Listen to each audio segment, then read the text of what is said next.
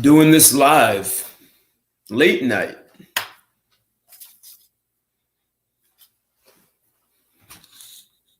Wanted to do this man style.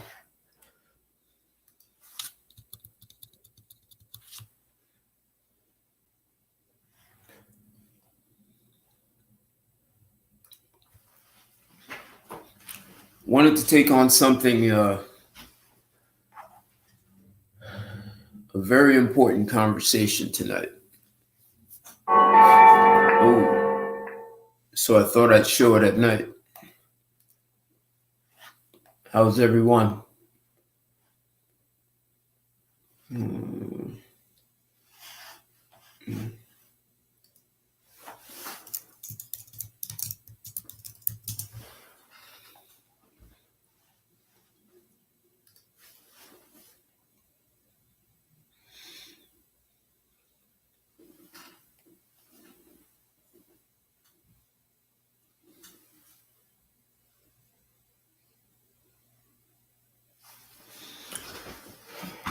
Wanted to do something on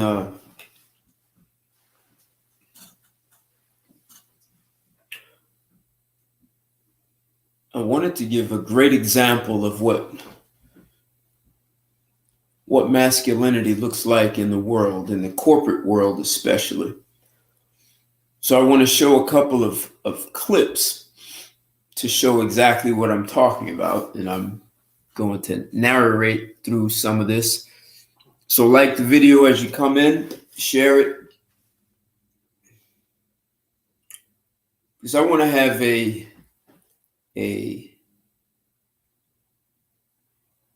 important conversation about, I want to have a very important conversation about masculinity.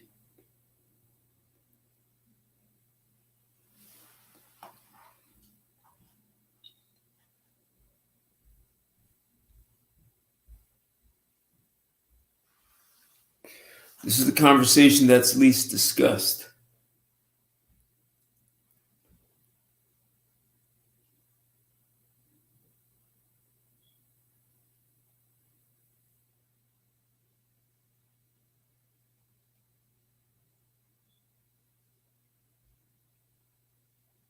Good evening, everyone.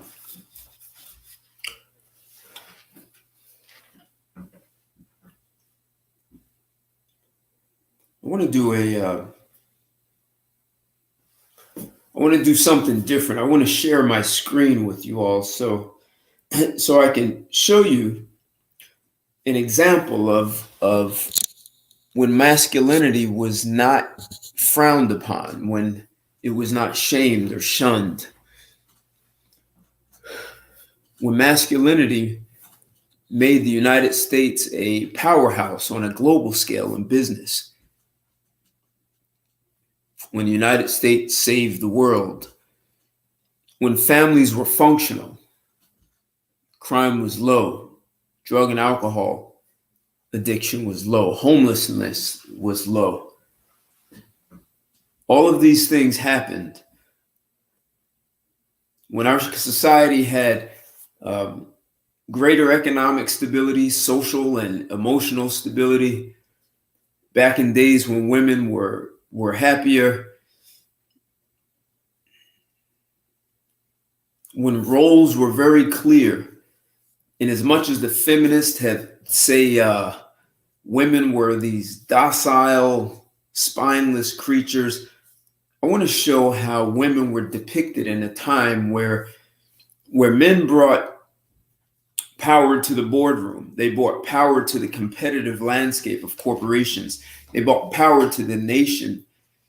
They brought power on a global scale in trade and commerce. Companies were more profitable. And men ruled the hallways of corporations. They ruled their families. Emotional stability was very common. And I want to show an example of when that time period existed, so we can ask a question. Is it that men are toxic, or is it that there's a natural way that men are, and women have condemned and shamed men, and men have walked away from their own power. So I'd like to share my screen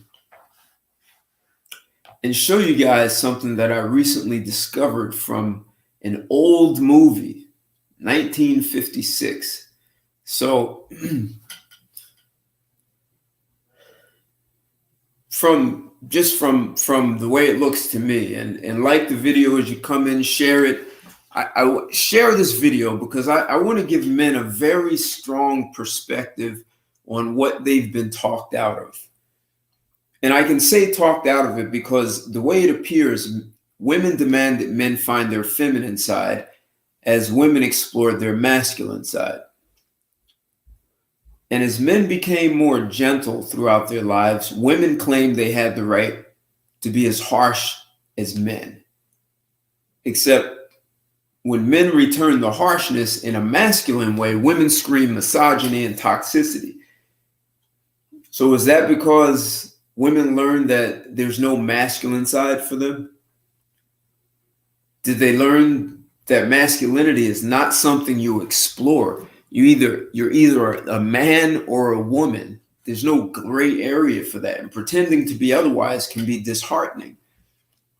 And I say disheartening, so maybe as a result, because women failed to effectively express masculinity, they simply declared it toxic. So if they can't be masculine, no one can.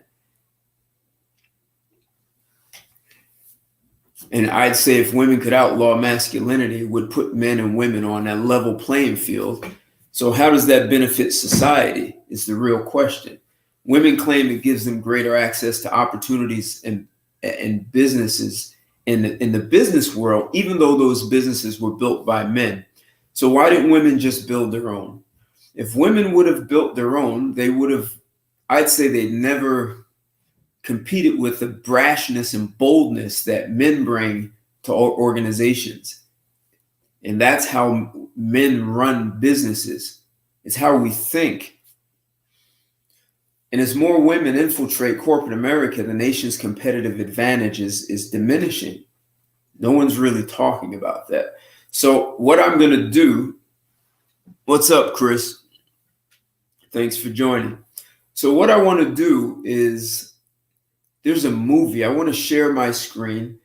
And this movie shows a time in the UN when the US had a huge competitive advantage on a global scale. While women had a place in the enterprise, it was not rubbing elbows at the boardroom table with men. And men at that time were freely allowed to express masculinity at work. So I'm just going to chop through a few scenes in this movie. It's written by a guy named Rod Serling. So he's the guy who wrote The Twilight Zone. The name of the movie is called Patterns. It came out in 1956.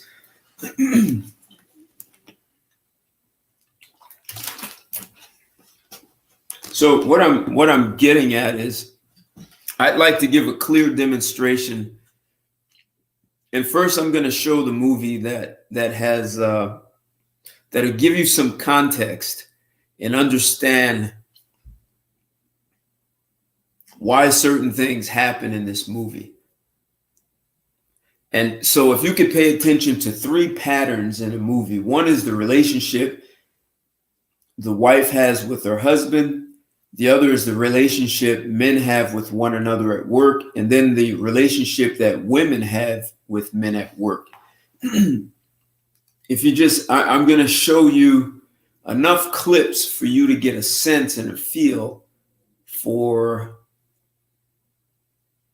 what the culture was like. Because if we look at movies now we look at movies and it shows men are bumbling idiots and the women are always smart and have the answers.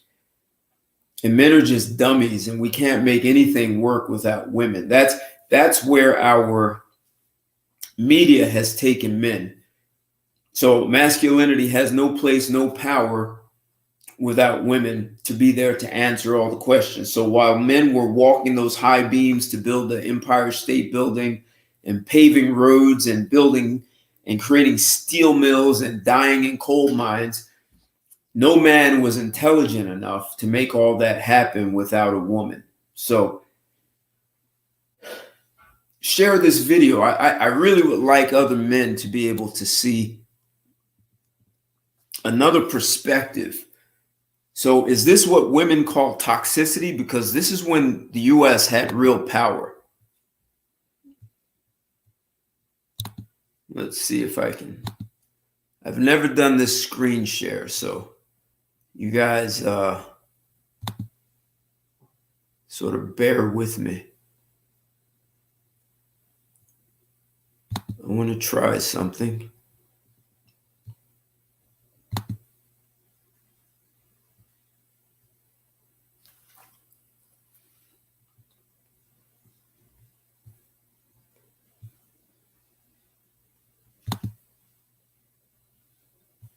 Okay.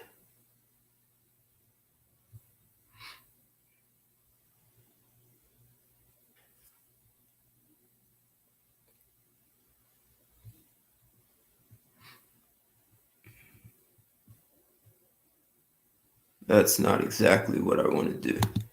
So let me do it the other way. The way I know it works.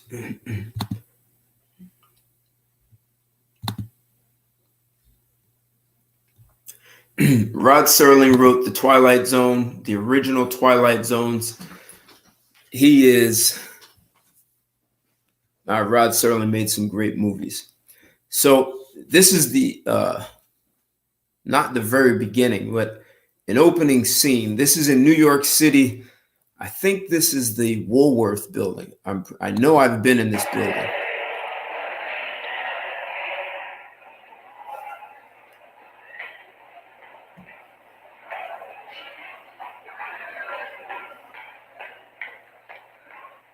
Morning, Miss Lanier. This early, you'll have to take the local. All right, Phil.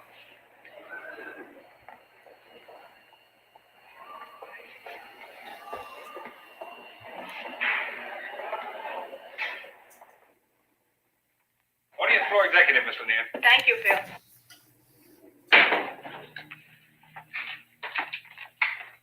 Good morning, Miss Lanier. Good morning, Martha. I couldn't find a cab anywhere. Such a lovely day, though. 40th floor executive, Ramsey and Company, Miss Stevens. I'm sorry, sir. Our switchboard doesn't open till 9. You should be able to reach him shortly thereafter. And that's correct, sir. Mr. Staples begins with the company today. I'll leave you a message on his desk. And would you put this on Mr. Staples' desk, please? Yes, ma'am. Mr. Staples will be in Mr. Quinn's old office, executive corridor. Yes, I know. I said deliver it, not read it. Yes, ma'am. Executive, 40th floor, Miss Stevens. Hey, just if you look at this, so far you see all the women are lean. They're professionally dressed. As this movie goes on, like I said, this is 1956, so you're going to see the role these women play in the organization. No fat women. They're all fit. They're all dressed professionally. And you hear the respectfulness. Watch the femininity in the women.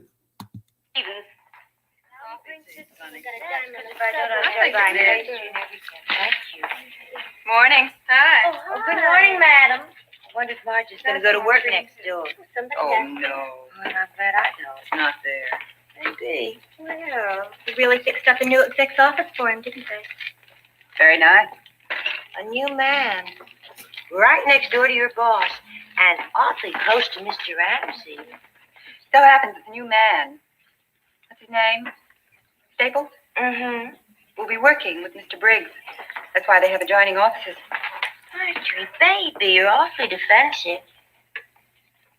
I guess that's because you're worried about your Mr. Briggs. Run along, will you? May I have some more cream, please?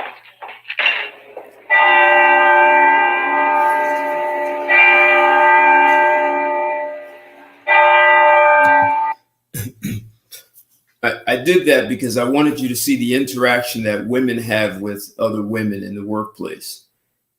As this unfolds, you're going to see the role that women play in this movie. And as you see, you listen to the voice of the women. You're going to see whether they were professional. While I understand this is a movie where you watch movies of today and you watch how women project themselves in movies, and then in real life, a lot of women try to act out what they see. So one thing I like about old movies, especially these black and whites, it can kind of give you a temperature of what the culture was like in those days. So this is giving you first a snapshot of women. And the first woman who walked in and got on the elevator, watch her, pay attention to her.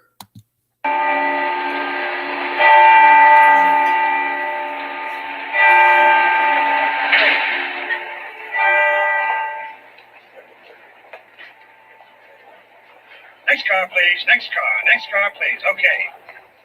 Next car. Harry, Charlie, Joe, express down. No stops for Jan.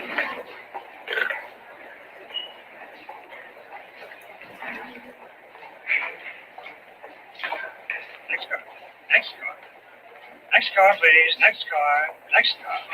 Morning, Mr. Ramsey. Next car, please. All right.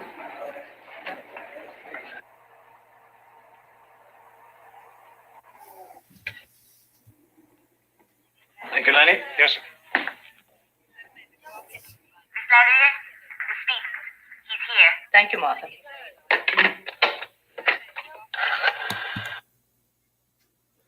So you must have some power if you get a dedicated elevator all to yourself. So as you saw, this company is Ramsey and Company. That guy you saw getting on the elevator, he's the CEO of Ramsey. Keep a really close eye on that guy and this woman that you see here. Watch their relationship.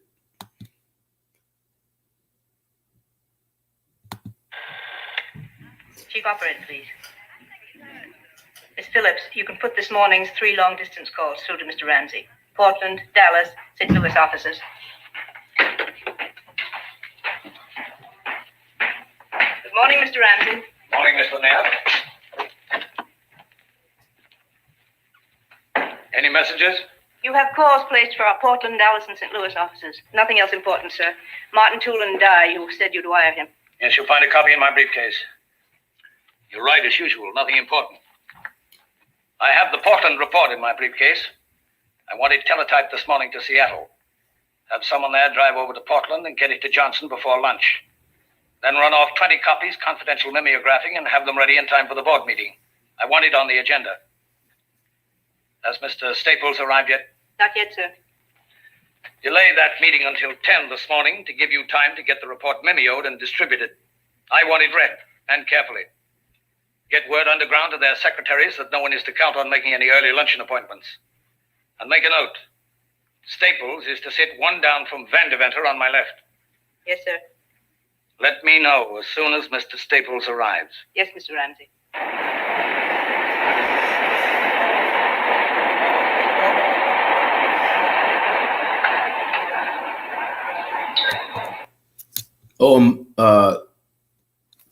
Pine Street. That's downtown, right by Wall Street. So you see how this guy is exceptionally decisive. And that's Mr. Ramsey. His secretary is Miss Lanier, and you watch why she is his. You'll see that's his executive assistant. But what you're about to watch is now in the relationship between this guy they're expecting, Mr. Staples, and you're going to find out who this Fred Staples is in the company. And as this is, I'm giving you here sort of a context and a background, and then I'm going to skip through a whole bunch of parts so we can kind of cut to the chase and really see what I'm looking at. So I want you to see what I was seeing. When is this masculinity? Is it toxicity? or is what women are saying now just complete envy that whether you call it penis envy from women because they'll never match up to what men know how to be naturally. Well, watch what's going to happen in this relationship between a man and his wife. Watch the care that's in it. And I'll show you some other clips later on where you'll see different dynamics between he and his wife.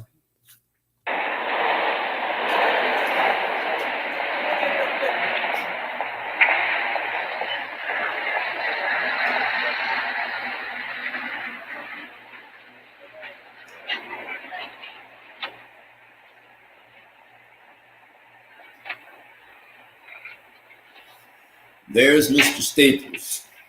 Well, Fred, here we are.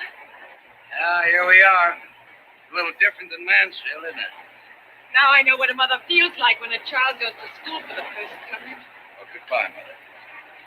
Looks big, doesn't it? Oh, give me a chance, honey. Maybe I can cut it down to my size. Well, I'm a little late. Shall I call you when I... No. You, go on home after you finish shopping. And find a garage somewhere around Midtown to park the car. I'll phone you on what train I'll be on. Bye-bye. Goodbye, darling!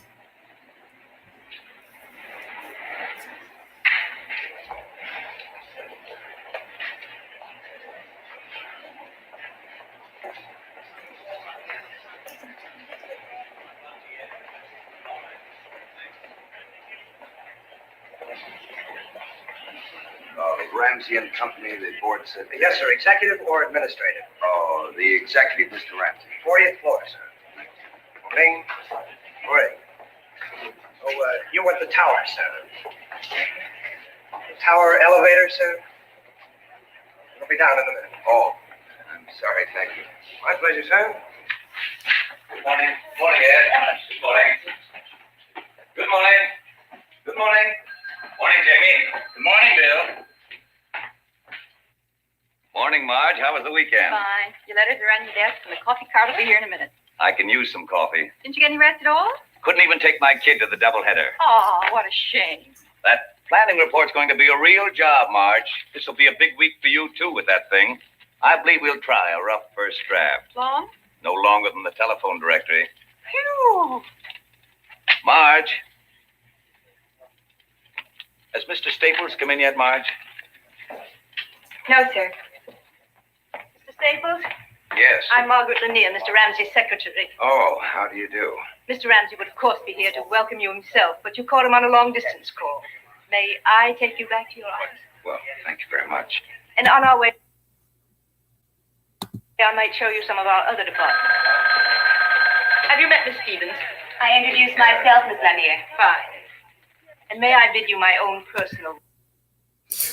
So I know a lot of executive assistants who are women or know how to comport themselves properly with executives. Otherwise, they won't have those jobs. But there's nothing promiscuous about the way these women dress. And when you see how these men interact, these guys are serious business. And these women have to be on their toes full time. The women know they have to be on their toes. They're very cooperative. They're very professional, and they're very feminine. And they have no problem giving these men what they want.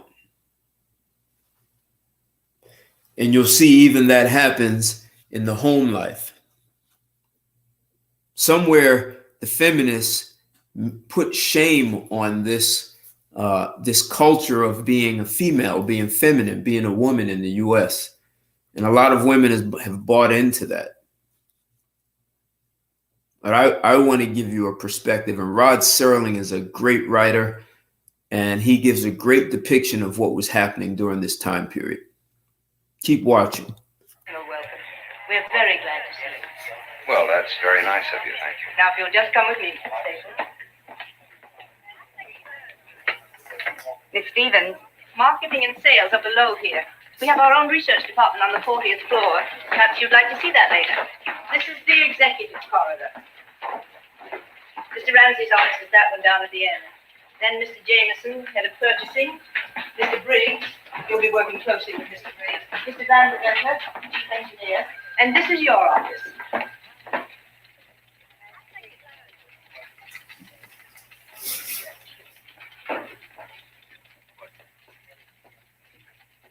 Isn't it nice? I hope you like it. Mr. Ramsey was told by someone in your old office that you were especially fond of this period. Wasn't your office in Mansfield furnished in early American? My furniture consisted of 2 filing cabinets and a surplus metal desk off of a destroyer escort. No, it's really very attractive. Very. I appreciate it very much indeed. Excuse me, Miss Lanier. Anne said you wanted to see me. Oh, yes, Marge. Mr. Staples, this is Miss Fleming. How do you do? How do you do? Marge, will you see that Mr. Staples has everything he needs in the way of office equipment? It was arranged for this morning at Mr. Briggs' suggestion. Oh, fine. I must rush now, Mr. Staples. Again, a most cordial welcome. Thank you very much. And, Marge, will you step by at my desk when you finish here, please? Yes, Miss Lanier.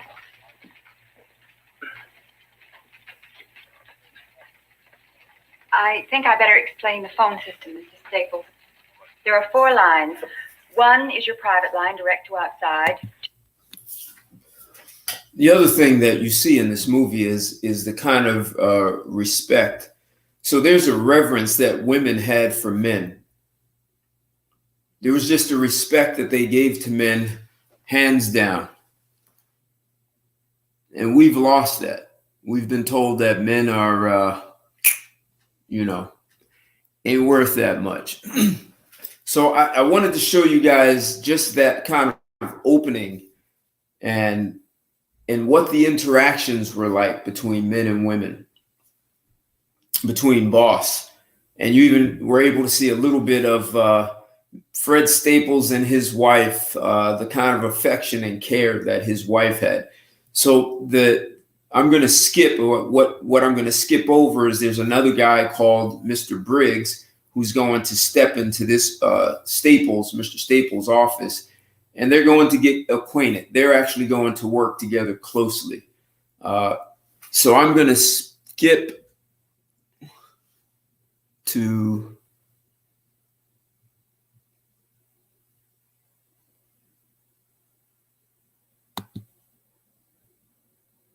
Resign. Resign? What are you talking about? What happened? What is it, Marge? Mr. Briggs, I've just been ordered to go over to Mr. Staples as his new secretary. Temporarily? No, I don't think so. Who gave this order? Miss Lanier, When? about 5 minutes ago. You're supposed to break in your new secretary. They've picked a new secretary for me? Yes, I think so. It's out of the question for you to resign, Marge, to even think of resigning. You're a fine, wonderful woman and a great secretary. That's the reason they want you over with Staples. He'll need someone like you because he's new here and they want him to get into harness fast.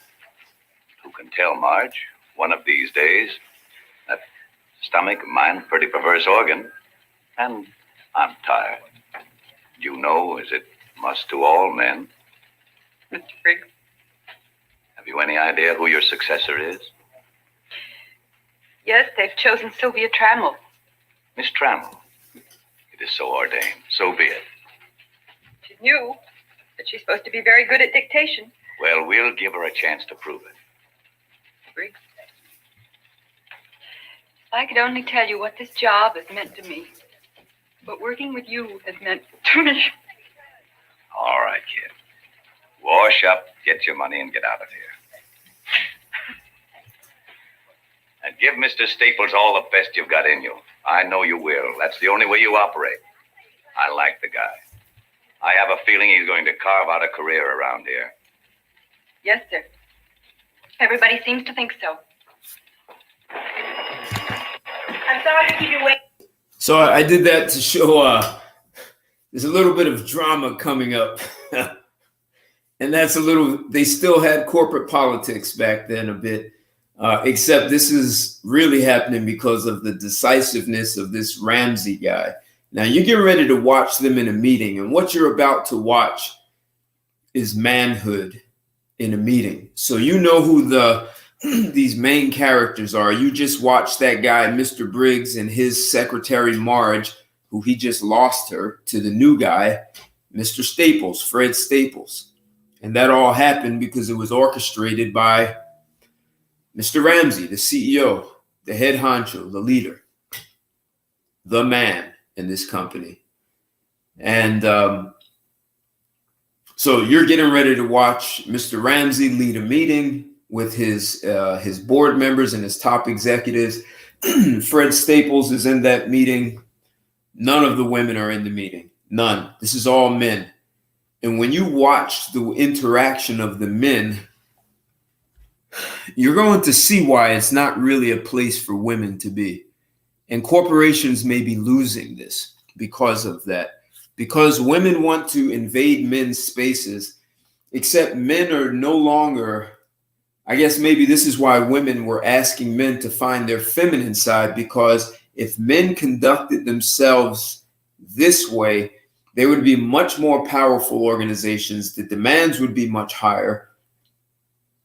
Organizations would be more competitive, and the U.S. would be a much more global powerhouse aside from just the military. So watch this to get a sense of what I'm saying. And this is just one meeting. There's going to be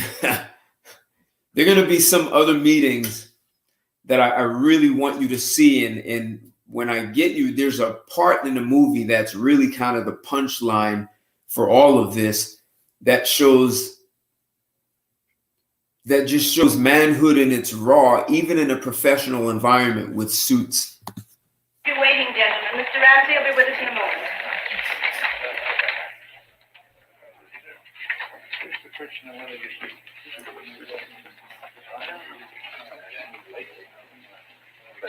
See, there's still a place for women in this environment. They play a great support. Women talk about being a helpmeet, and that's what you're seeing in this movie. Been away, have you? Good to see you. Oh, sorry, Fred. I was held up for a few minutes. See you later, Fred. Now, where are we going to sit you? Oh, here's an empty chair. I guess you can sit right here. Mr. Staples, will you sit over there, please? Right next to Mr. Van Deventer. One down for Mr. Ramsey, please. Welcome back, Bill. Feeling better? Much, thank you. A little stomach. Good. I'm glad it's cleared up. John, don't forget that contract. Can you get it through tomorrow? I think so. First, gentlemen, I'd like you to look over the memo sheet on top. Haverford Mutual had some doctors look into the matter of executive diets. Their findings showed incredible deficiencies. They've gotten up some food tables. I've had them memoed. I'd like you to look them over. As you know, it's been my feeling that a healthy executive is an efficient one. Even in 1956, they were promoting health and diet. Look around the table. How many men are fat? How many overweight men do you see at this table?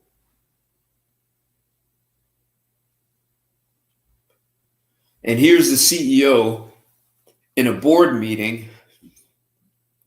And one of the number one thing on his agenda is to address their health. And he says a healthy executive is a more efficient one. See, people have a lot of preconceived notions about executives and just being slave drivers and not caring about their people, what they really do. And you even still find that today.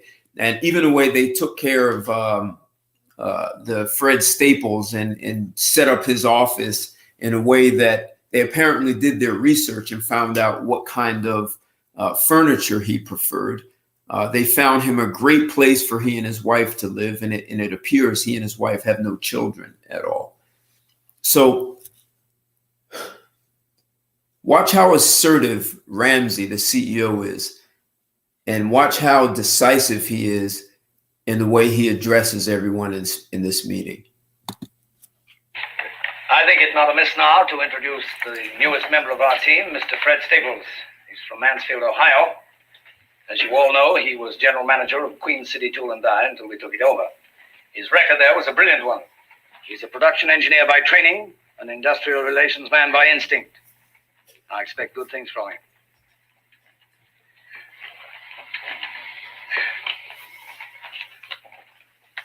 Oh, you've probably met everyone, but just for the record, reading from left to right, Mr. Jameson, head of purchasing. Yes, Mr. Granigan, controller. Mr. Gordon, head of sales. How are you? Mr. Latham, head of service. Mr. Portier, chief of operations. Yes, nice to see you. And Mr. Vanderbilt, chief engineer.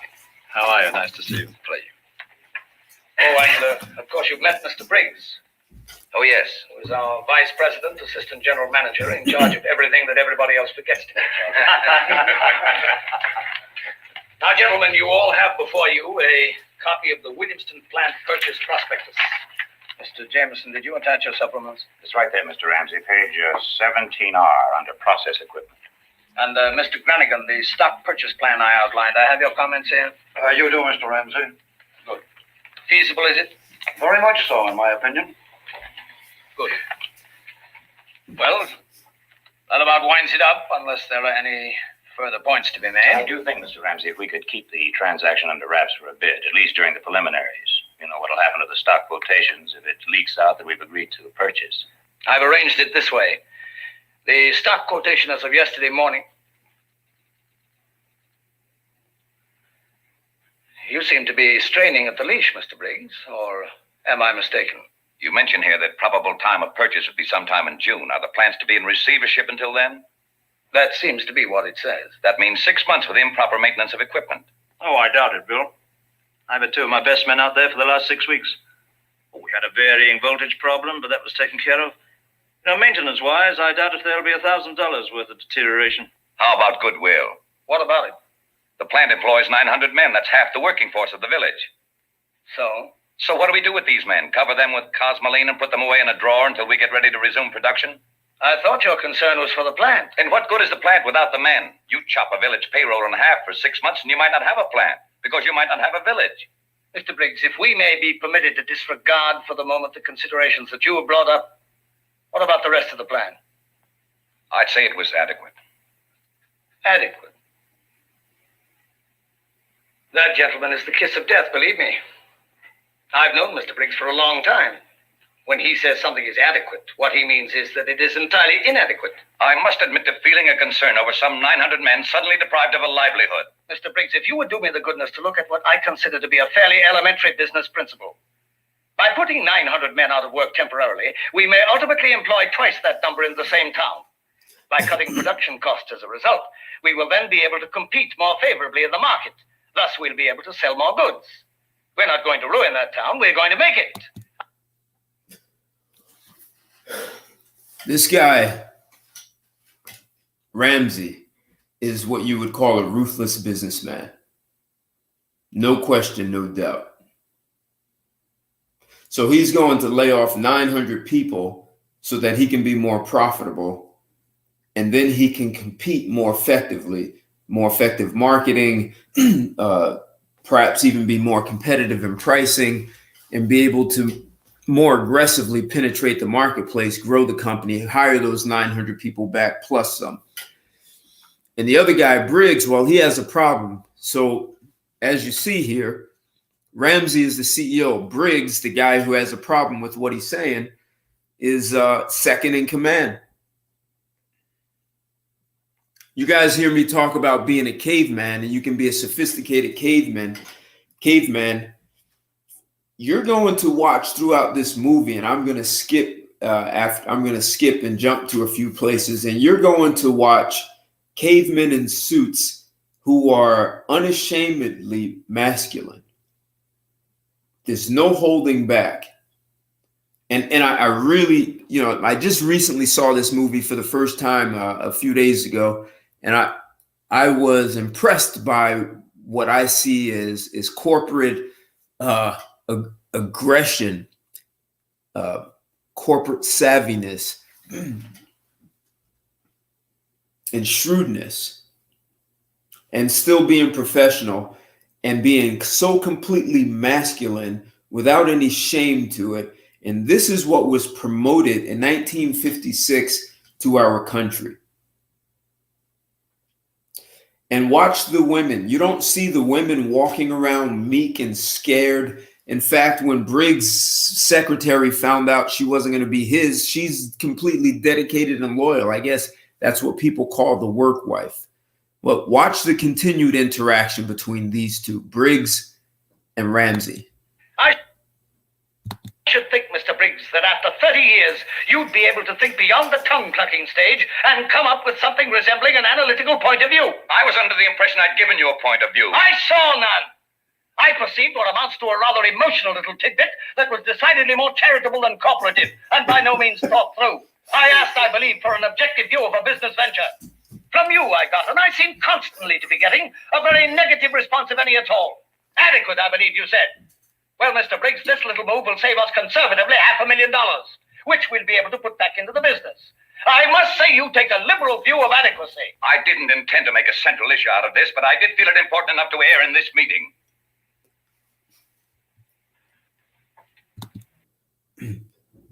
But also you have to see that there's no fear. So you might say this guy Ramsey is have a bunch of yes men, maybe. Well, what you're seeing right here, Ramsey is not afraid of his guys stepping up to him. Ramsey is demanding more out of this guy. And as I skip to some others, you're going to see why he's being this way.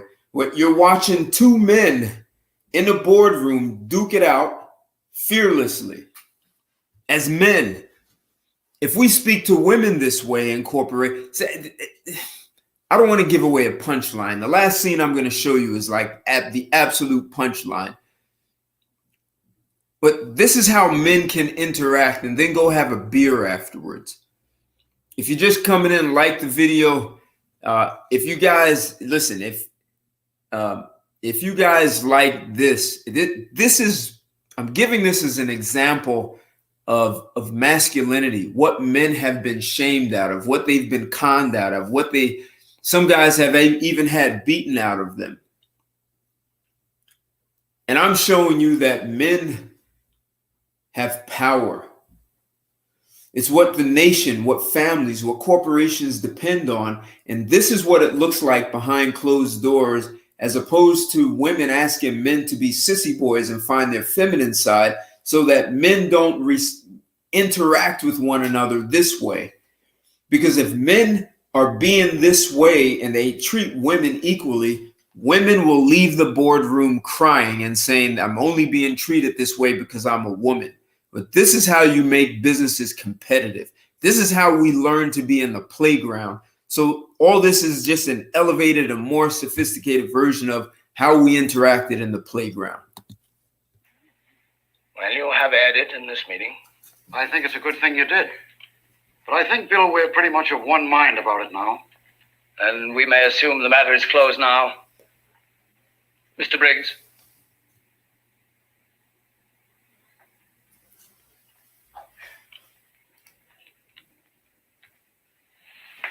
How about you, Mr. Staples? Do you have an opinion? No. No, I think not, Mr. Ramsey. Why not? Well, frankly, it's a little out of my grasp at the moment. I don't know anything about the firm, its corporative setup, reasons for bankruptcy, or for that matter, its product.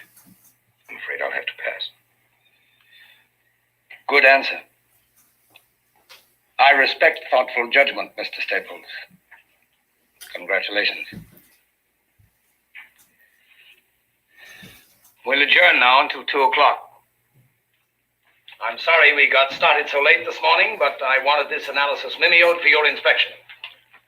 After lunch, we'll take up the Portland report, which you have before you. Mr. Granigan attended the stockholders' meeting there on Tuesday, and we'll begin our discussion with this report. That's all. All right, sir. I also wanted you to see how the new guy,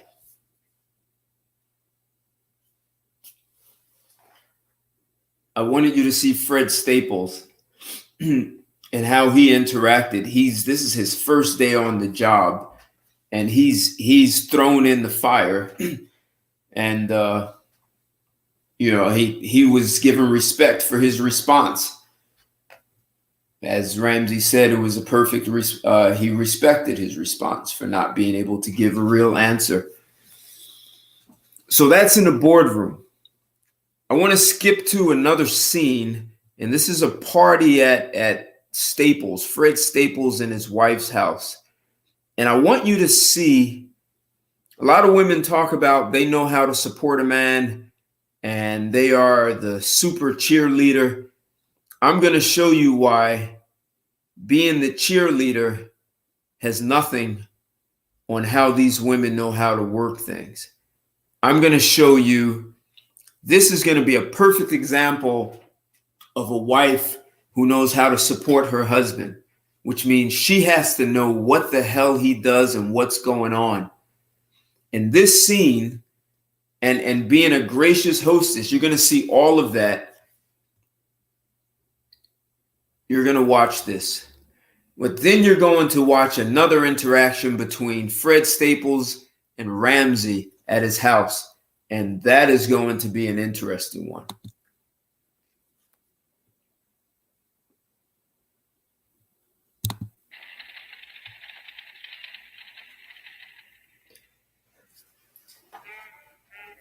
He blew up at the next round, and then Howard went right by him with a 65. A 65, I ask you. 7 birdies, and he sank an 82-foot putt on the last green for an eagle. Oh, hello, my dear. You know, that is some golf. Yes, indeed. It's wonderful.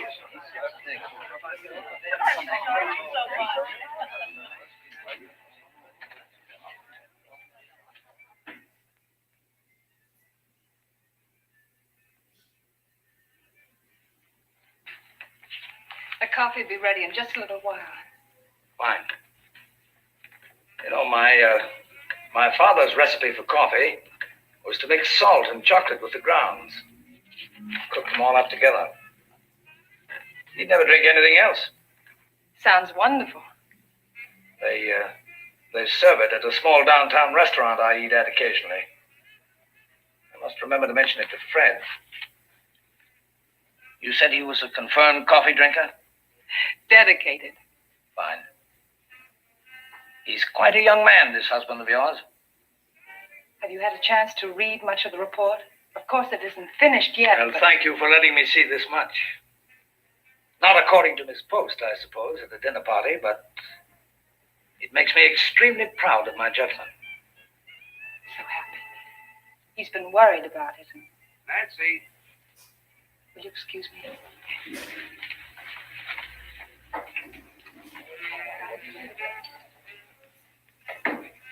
Wonderful party, you two. Makes me think I should get married. Oh, don't do anything as drastic as that. Wonderful having you, Ed. Come again soon. You try keeping me away. I'll see you at the office Yes, tomorrow, Fred. bright and early. Good night. Jamie, you don't have to go yet. Stick around a while. It's early. Of course, I'd love to stay all night, however. We're going home. Can't get him out of here, Nancy. Usually he leaves office parties and things the canapé to that. I thought everybody behaved very well. I thought so. Gotta give credit to that. Not again. I was beginning to like all of them. Will you come over and see us? Come over during the day? You know, nowadays, Janie never gets home at all. I think we wives ought to form a union. You're right. We Good night, should. dear. Good night. Bye-bye. Good night.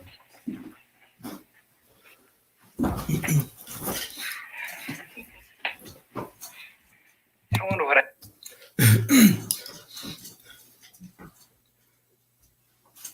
A lot of women claim they want to be with a high value guy like you're seeing here.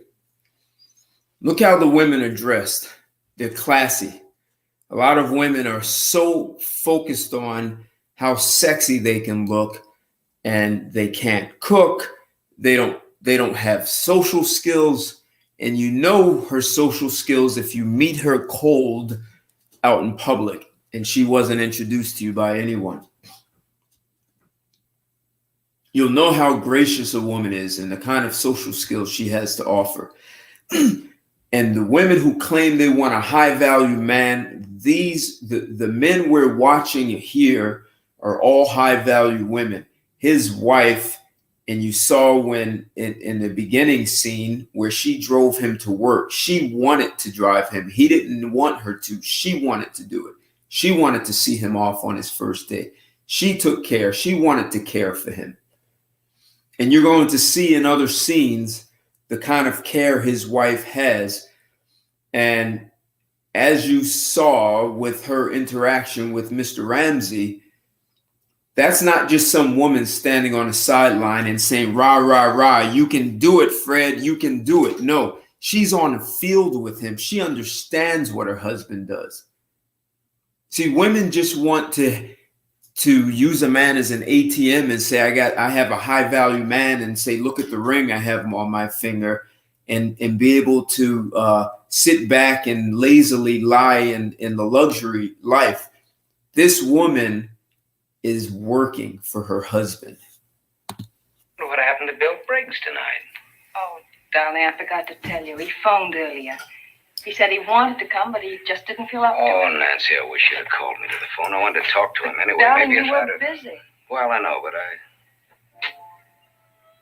What about Ramsey? Is he planning to spend the night?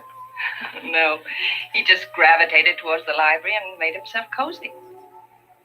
Sounds a little like artificial gravitation to me. You didn't have anything to do with it, of course. Well, he's really an amazing person. You know, I expected a real tycoon, but he's so simple, almost childlike. Baby, I just hope by mistake you never wander into a jungle. Good night, Jack. Good night, dear. You're a wonderful class. Thank you. Some interesting reading matter here, Fred. Very interesting reading. I took the liberty of accepting your wife's kind invitation to look over your report. Oh, really? His wife made that happen.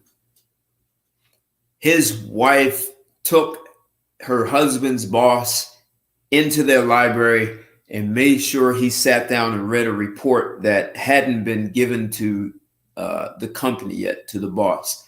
That means she had to understand what was in that report. That means she has to understand the level of competence her husband has, and she has to have a hell of a lot of respect and confidence in her husband to prematurely get his boss to read a report in silence. I mean, she talk about being a hostess. She took care of that situation. She took care of the boss. That's a woman on her job. Oh, really? Good, heady stuff. Good, solid thinking. And some of it is better than good. Of course, I can't say that I agree with all your conclusions, but I listen to arguments. It'll be good to hear arguments for a change. Good arguments. Well, I can't tell you what a relief that is. We really sweat that one out. Fred, I like a man to show initiative. I like a man who's not afraid to think a new thought, to take a different kind of step on his own. With your permission, I'll borrow this extra copy of your report just overnight. But for now, I can say I'm very impressed. Well, of course, we haven't finished this thing yet, but Bill and I... Yes, his boss is acknowledging him, but I want you to watch what's going to happen next. So Ramsey is, he's saying, I want a guy who can argue, slug it out with me, give me good logical business sense. That's what he's saying he wants. He's telling him he's not looking for a yes man. So for all you guys who are watching this and you're afraid of hiring people who are smart because you don't want them to challenge what is considered common sense in the organization and present ideas that could be a little disruptive, this guy is proving as a boss that he's accepting of that. And he says, I don't agree with everything. Some of these are good. Some are better than good. This is for men. I'm also showing this for the men. It's a great example of cooperation as men without giving up manhood. When I feel that another week... Bill? You mean Briggs? Yes, sir. Well, we worked together on this. Oh, come now, Staples. I pride myself on my sense for style. I can link what I see with what I know to be peculiar to a certain individual. And I know Bill Briggs' work. I've been exposed to it since I was of voting age. This isn't his style. It isn't his brand of thinking. Well, I don't know what Nancy could have told you, but Bill and I worked together. Fred, learn to accept success. It's tougher sometimes than learning to accept failure. Don't take half of your accomplishment and hand it out gratuitously to the man on your left who hasn't the stuff to do it on his own. That's charitable, humane, and it makes you feel good. But it's not business. Mr. Ramsey, I'd like to clear up one point. There'll be a meeting on Tuesday, Fred. We can discuss the report then. I assure you I don't want any undue credit. I never extend undue credit. Ask anybody. Ask your friend Briggs. You think I'm tough on him, don't you? I am tough on him. I think Bill is... I think he's a good man. He was. And grandfather clocks were good clocks, and Stanley steamers were good automobiles, but you can't run them in competition today. I must say that I like some of his ideas very much. Very much indeed. So do I. Some of them. Not many. Still, a man with Bill's experience and... I don't know, I think he'd be very hard to replace. I'll see if that coffee's ready. Are you serious, Fred? This guy Ramsey is decisive. And so he's also what he's showing, and I do see this amongst CEOs. He is not afraid to be himself. Too many men hold back the reins and they're afraid to be who they are. I mean, this is about expressing manhood, but the other part is expressing your own brilliance and your own genius. And men have locked that up. I'm showing this scene because I wanted you to see how men who are not afraid to make decisions, are not afraid to take risks, and not afraid to stand up for one another, even though Ramsey is saying he likes Briggs and he's hard on him and he has some good ideas. Not all of his ideas are good, but Staples is standing for him. He's taking a stand. He's putting his ass on the line, even though it's putting him in a conflict with his boss. That takes power and it takes balls. And that's how you get yourself in great positions. I mean, there are lots of people who just want yes men around them. And if the CEO of this company was a woman, I'm not sure that this kind of dynamic could be freely expressed amongst men. Briggs would be hard to replace. Do you honestly think that? Then why do you think I brought you on here from Mansfield on such short notice? Do you think that was a whim? Is that what you think? Fred, you're Briggs' replacement. I thought you understood that. I'm expecting his resignation. I don't like to prolong these things. They're unpleasant and personal no matter what tack you use. And under no circumstances could I or would I undertake to fire them.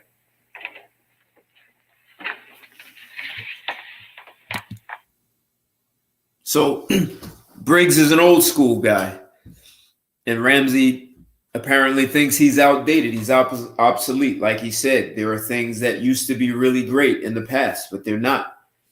And this guy Staples is his replacement. But Ramsey doesn't want to fire him. He's hard on him. He's crushing him. And you're going to see another scene where he's devastatingly harsh. But Staples is the replacement. But now you're going to watch this dynamic between the wife. You're going to watch this woman interact, and this is going to be very interesting. There's going to be a lesson in conflict resolution by a woman. Coffee's in the living room. I thought perhaps you'd like to go in there. It's quiet. Look at the time. I really must go. It's been a wonderful evening. Sorry you have to leave so soon. I really must. My coat, I think, is in the bedroom. Oh, yes, of course. I'll get it for you.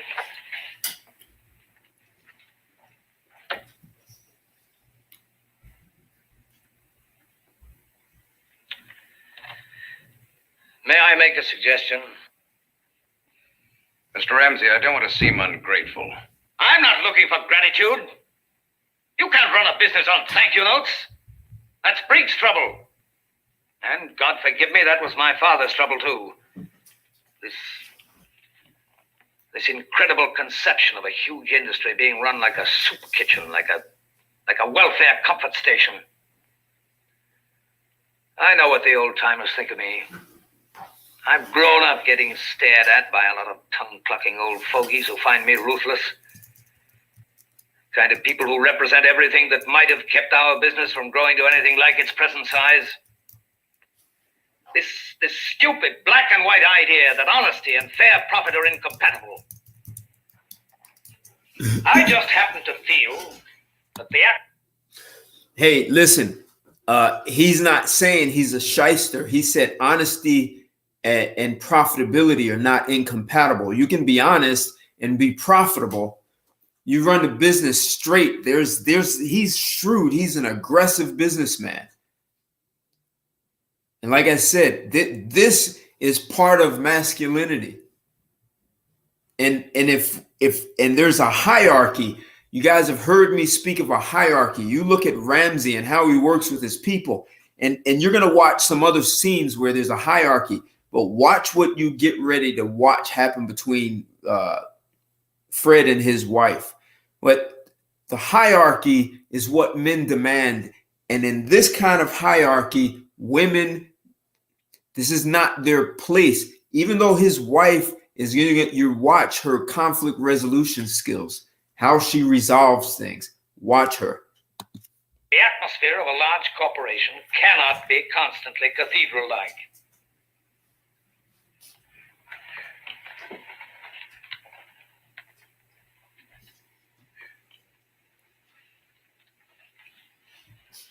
Thank you, Mrs. Staples.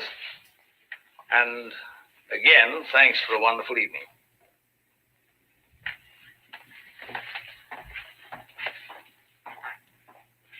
I'll see you in the morning, friend. You didn't steal that promotion. You won it. Remember that.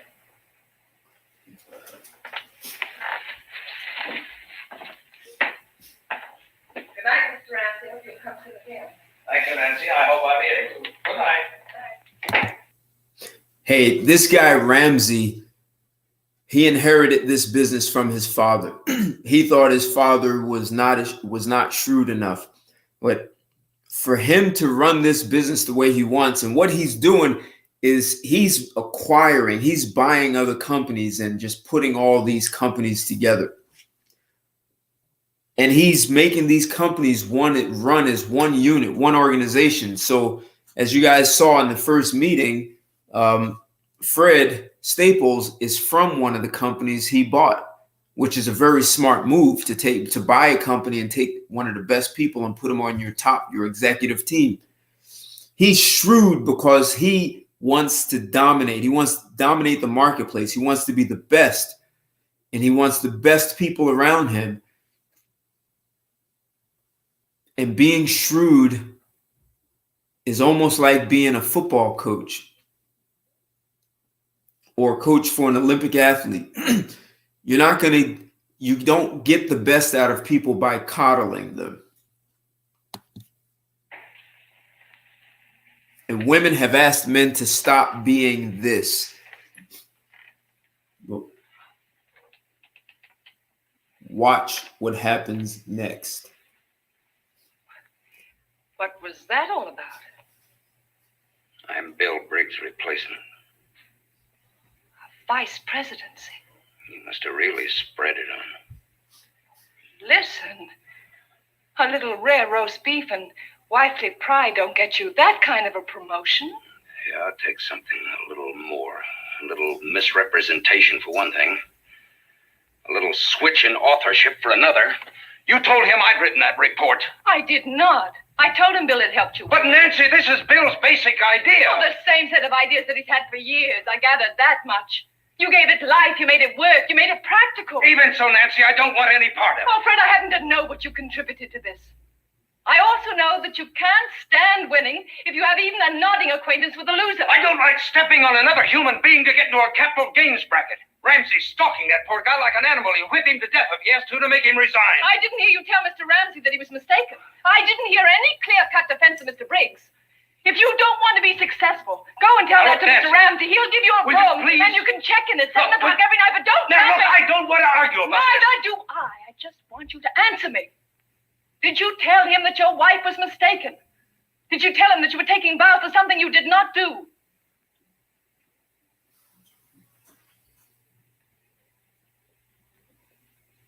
No.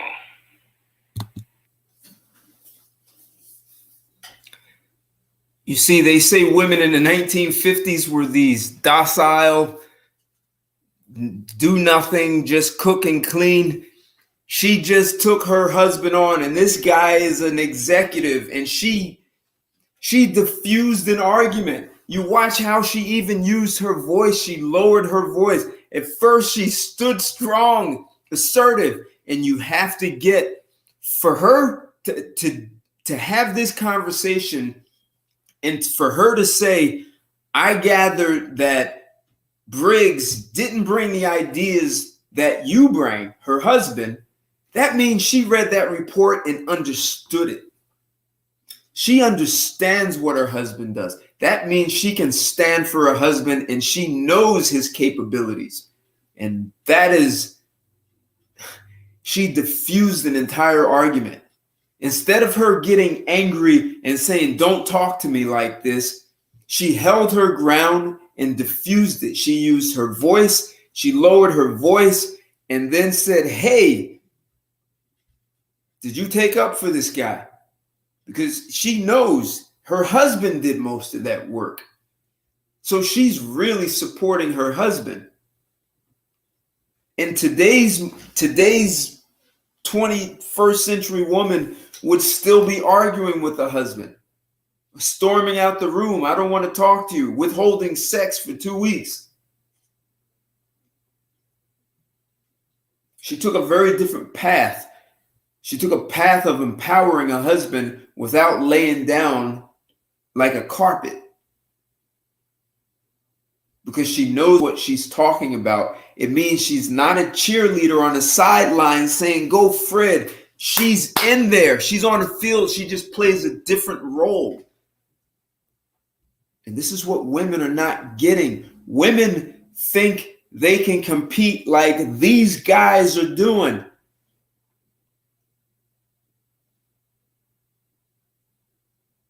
And she knows not to try and battle her husband like a guy, but she also knows how to handle him and diffuse conflict. No, I didn't. Why not, Fred? Why not? Because I want the job. Thank you for a straight and honest answer. Now I think we can both sleep tonight.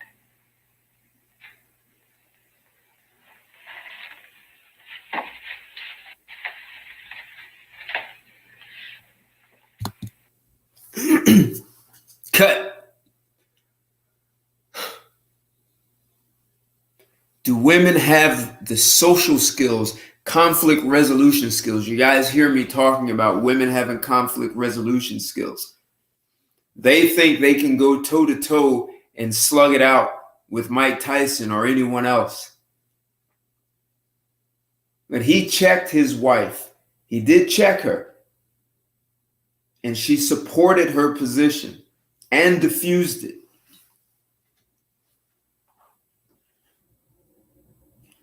So we're coming in on the close for this, but I want to show you another board meeting. And this time you are going to see real live cavemen. You're going to see men with no governor, no restraints whatsoever. And this is what I wanted you all to see.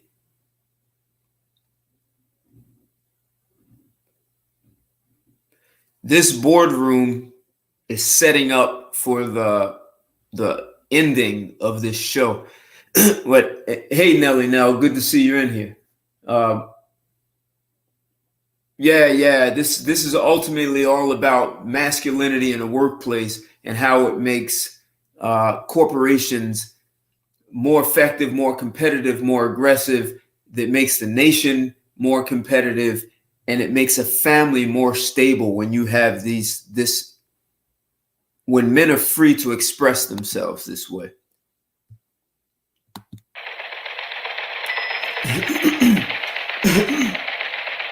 The major projects during the period of aforementioned being the Huber Petroleum Refinery, the Sterling Carstairs Refinery, the Chatham Nickel Smelter Company, the Henderson Valley Dam, the Swing Carbon Steam Plant, and the New England Canadian Natural Gas Pipeline.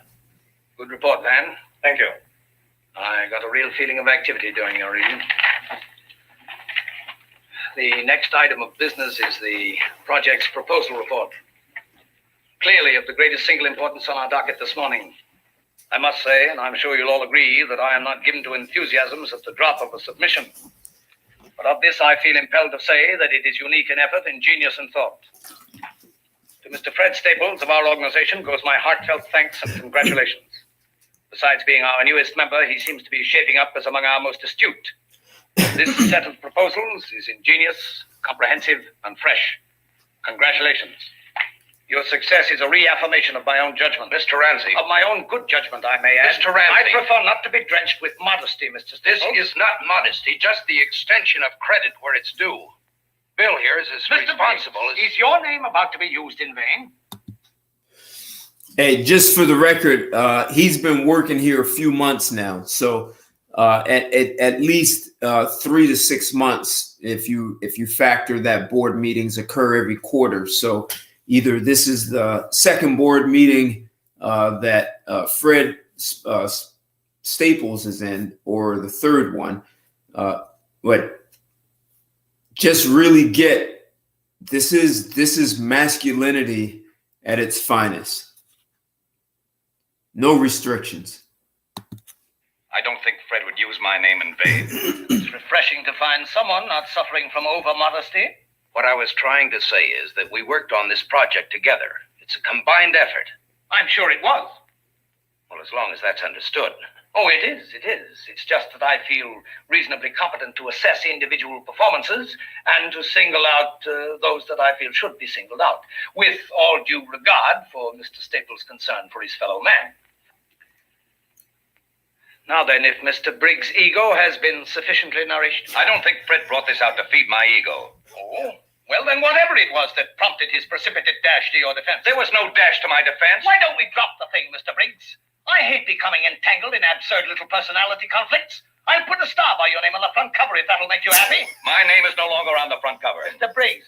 You're twisting the entire thing to make it appear as if I were grubbing for some sort of recognition. Mr. Briggs. I find it unfair, Mr. Ramsey. We have a full agenda. If you feel so bruised that you must persist in prolonging this discussion... Mr. Ramsey. Let me finish, Mr. Staples, if I may. We have only one purpose here. To work. We cannot hope to accomplish this if we must be continually subjected to these singularly unbecoming strains and tensions, these childish claims and counterclaims. Look, this is part of what I'm saying. Ramsey really likes this guy, Fred Staples. He likes him, and he still checks him. It doesn't matter.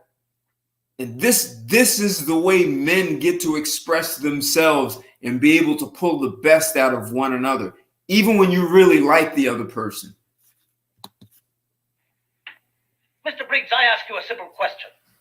Is it or is it not within my province to credit a man with a job well done? Of course it is. Then may we drop it now? Only if it's clearly understood that I don't submit to any of these calculated discolorations of a man's worth. As to a man's worth, Mr. Briggs, I think I've proven myself a competent judge.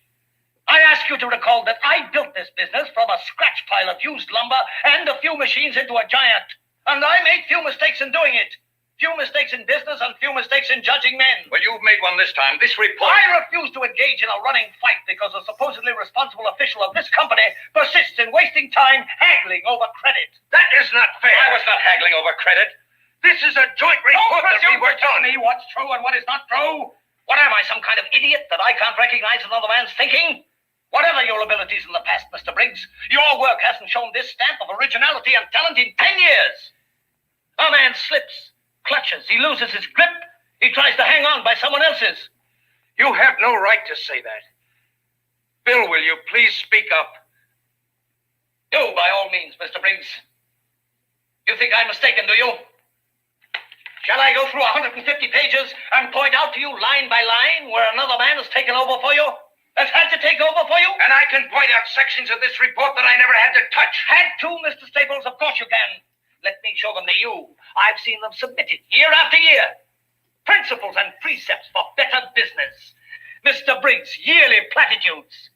But you translated his unworkable, well-intentioned philosophy into tough business procedure. You make it work. Ramsey! Mr. Briggs, I will not tolerate insubordination on any level. And if anyone here finds that intolerable, he has the God-given right to offer his resignation.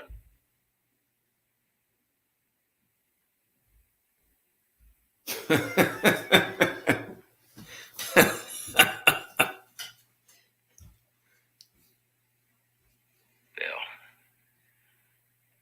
please. Mr. Ramsey, I had no intention of seeming insubordinate.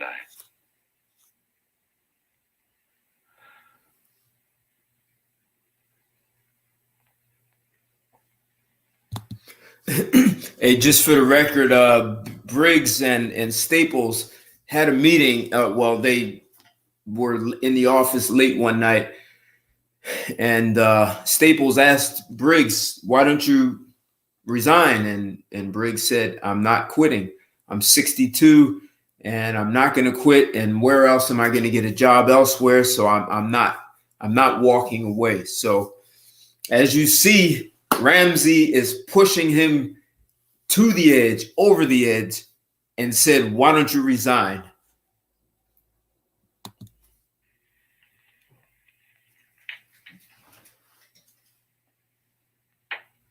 Damn, like he just called checkmate. Meeting is adjourned.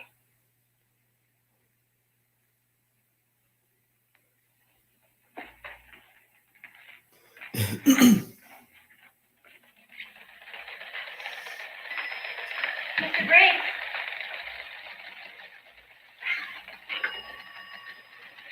Mr. Briggs.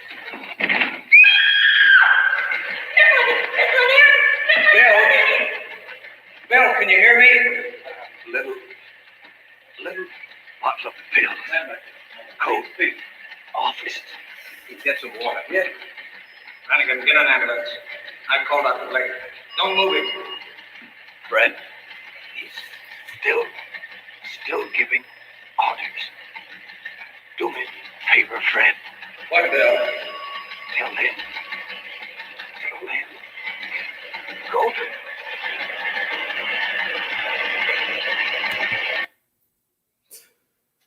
So I wanted to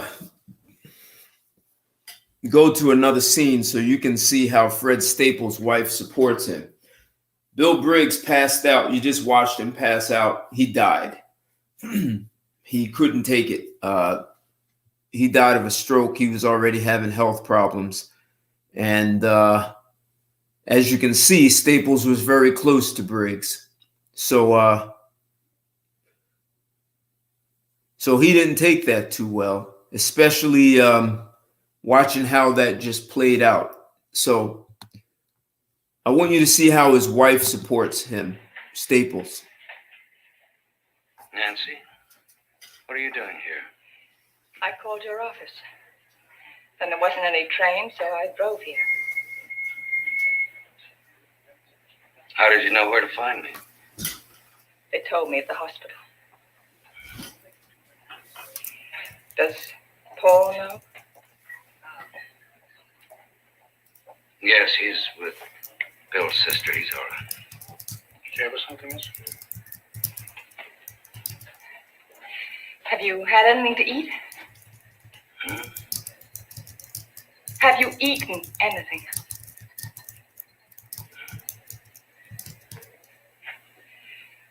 Fred, what happened? Nothing. Not a thing. Except a murder. There were witnesses, too, plenty of us. And no one lifted a finger to stop it. Fred. Nancy, I know I didn't lift a finger. Don't know. I'm not going to have you going around in sackcloth and ashes for something that you did everything in your power to stop. You begged him to resign. You know that. What more could you have done? What more could anyone have done? Nancy, I think you'd better go home. Would you take this, please? Are you coming? No. Then I won't go. I want you to go home and start packing. Where are we going? I don't know. Somewhere, anywhere. Just away. There's an awful stink in this town, and we're going to get away from it. Come on, I'll put you in the car. No, I'm not going to leave you alone. Nancy, I want you to go home, please. No, I'm not going tonight. Tomorrow I'll do anything you ask. I'll pack. I'll go anywhere you ask, but not tonight. Not in the state you're in. Now, look, there's something I've got to do. Fine. Then we'll do it together.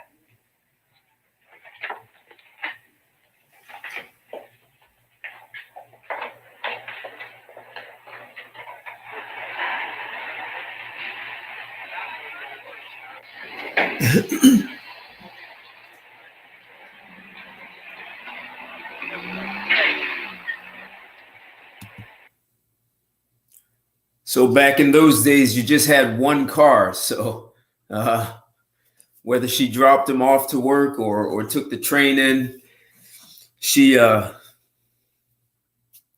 what happened and she showed up to support her husband. See, this is the kind of care that men talk about from women. And it's not just I'll be your cheerleader and I got your back. Like, his wife is there for him. Just like you saw at the dinner party or Christmas party they had at their house. She showed up for here and is like, and she's saying, I'll cooperate. I'll do whatever you ask me to do. I'll pack. I'll do anything. But right now, I'm more concerned about you, and I'm going to be right there, and I'm not going anywhere until we resolve this, and I'll do it with you. This next scene, man, this is the next scene is the punchline for this movie.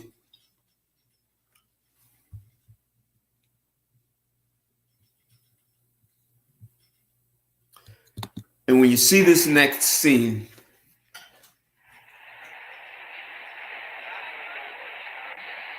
you'll understand what I'm saying when I talk about a sophisticated caveman. When it comes down to men being men, and there's nothing women can do about this, and women need to stay out of it.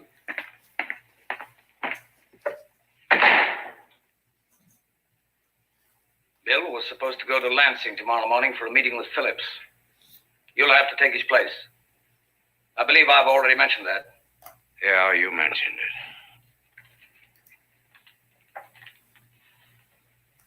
it. You leave on flight number 116, 832 from LaGuardia. Miss Lanier will meet you at the airport with your reservation and all the memoranda and correspondence pertaining to the negotiation. You'll have 3 uninterrupted hours in the air to familiarize yourself with all the details. I have no interest whatever in the Phillips matter. What was that? I'm telling you that I don't want the job. I'm through. I'm quitting. I resign as of now. Why? Because I hate your guts. You used Bill Briggs for a whipping boy. You made him knuckle under and then you beat him to death.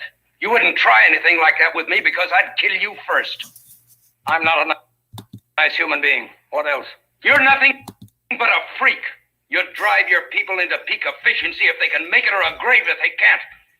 Because Bill Briggs lacked the strength and the capacity. He was second in command. He had a lot of responsibility to hold, and he cracked under it. It was his business, too. It's no one's business. It belongs only to the best. to those who can control it, sustain it, nurture it, keep it growing. Right now it belongs to us because we're producing. But in the future it belongs to whoever has the brains, the nerve, and the skill to take it away from us. Well, they can have my share of it right now because I don't want any part of it. What do you want from me? Apologies? I don't apologize. What else? A nice unsullied conscience? You walk out of here with a halo because you spoke your mind? What do you do then? Go to work for some nickel and dime outfit run by nice people who won't challenge you and prod you and goad you and drive you to a height you never even dreamed of? A company where there's nothing to fight for because you're the best and there's no competition? Where everything is handed to you and nothing is worth fighting for? I want you to stay.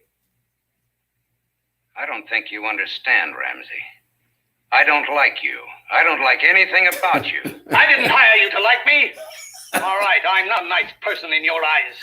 But whatever I am, you learn more, grow more, and do more here with me than anywhere else on earth. I want you to stay because I need help on my level. And you're the only one who's able to function there. Be a conscience for me if you want. Be anything you like. And if it's something I don't like, you'll know about it soon enough. I think you're strong enough to take it. And if not, I think you're strong enough to get out.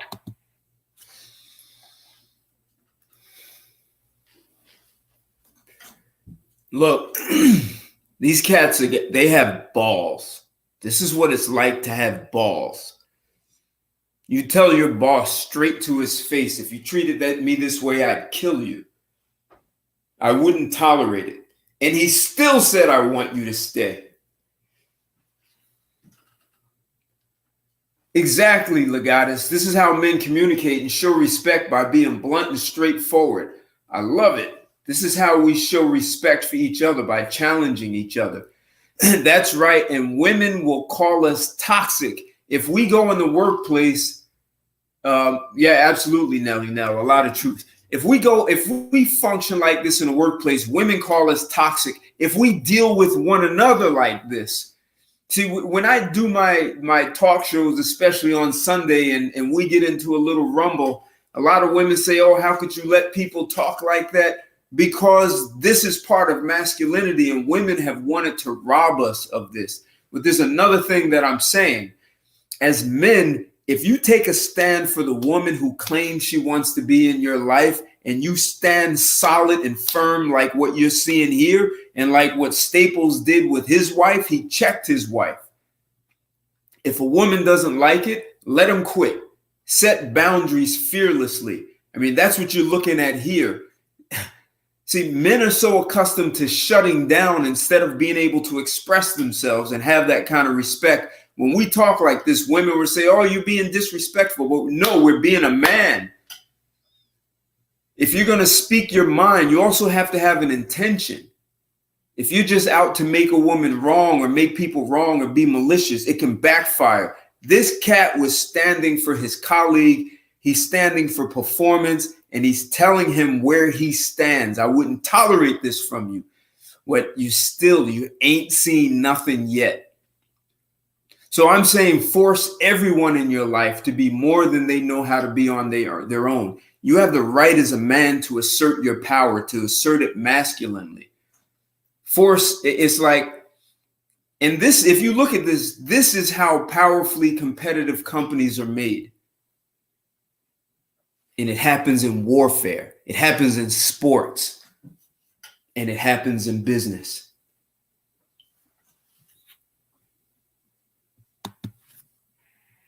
Name your terms. All terms are negotiable. I don't think so. Not mine. All right. I just as soon not waste any time doing trading. As of now, your salary is doubled. Your stock option is doubled right down the line. Your expense account is whatever you make it. Add to that a new title, Vice President. Damn. These cats, that's fearless negotiation. That's not backing down. And that's a boss who's not afraid of someone who will challenge him. That's not a spineless dude who curled up in a corner because the guy said, I'll kill you if you try that with me. It's fearless negotiation. It's not being afraid to put value on he's putting value on a high performer. It's a huge accomplishment. And for all the brothers in this chat, black men spend a lot of time diminishing and marginalizing one another.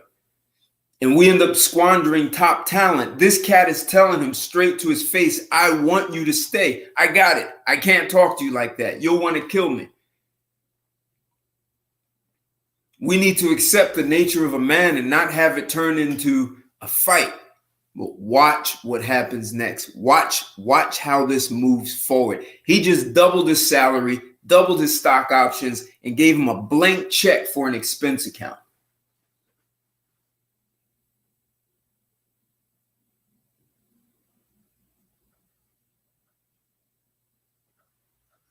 Hey, yeah, no, the big exclusive. Nah, you watch how this turns out. And yeah, Legata, some of these old movies, I just ran upon. Don't ask me. I like Patterns, so the title of is Patterns, and Rod Serling wrote this. Watch what happens next. I want a lot more than that. You're not going to take me on as just another vice president you can push around. You take me as someone who hates you down to the bare nerve. Nothing in the world will ever change that. I'll argue with you, contradict you, fight you in every way I know how. I'll do everything in my power to push you out and take your place myself. Go ahead and try. Mr. Staples, you have yourself a deal. Have it drawn up. No reservations now?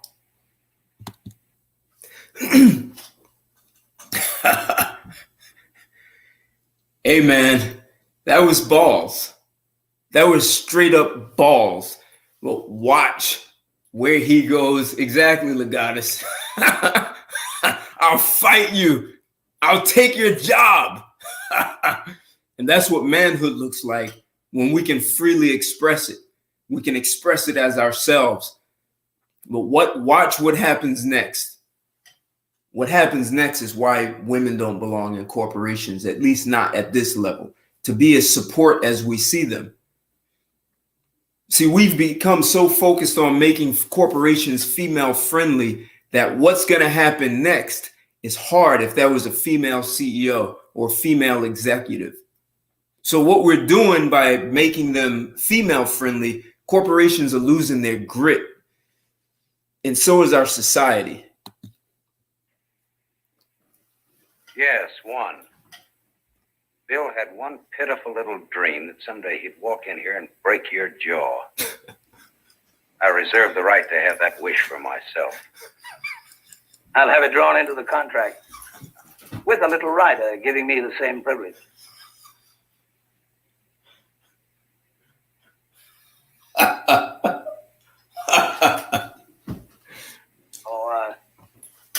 Staples, you'll be pleased to know that Bill Briggs' boy is being taken care of. Will that let you sleep better tonight?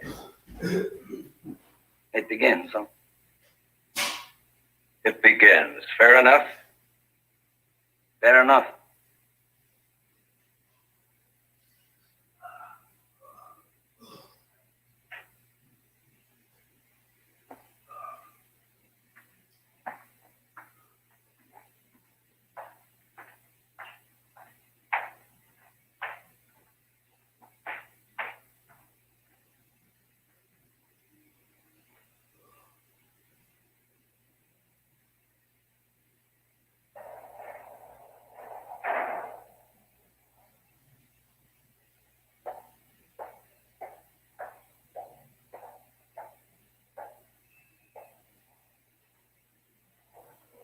Do we pack? No. We stay. On whose terms? Mine and his. Are you satisfied? Yes. Oh, Fred. You know, it's easy enough to chuck something you think is wrong. But, I don't know, this way maybe there's a chance. I'm so happy. Well, we'll see. I've got to go to Lansing. Morning. And will you do that? Tomorrow night. I'll be late. Aren't you always?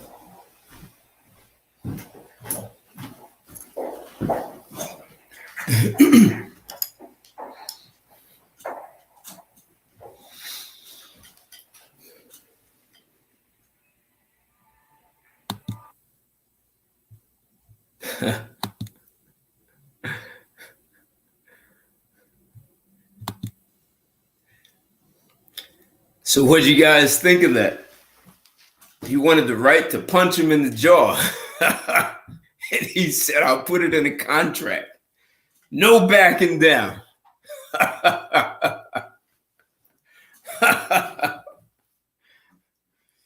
And he said, I want to be able to punch you in the jaw too. No back downs. And what does Staples' wife do? She stayed in her place. She didn't get up there and try to get in anyone's face.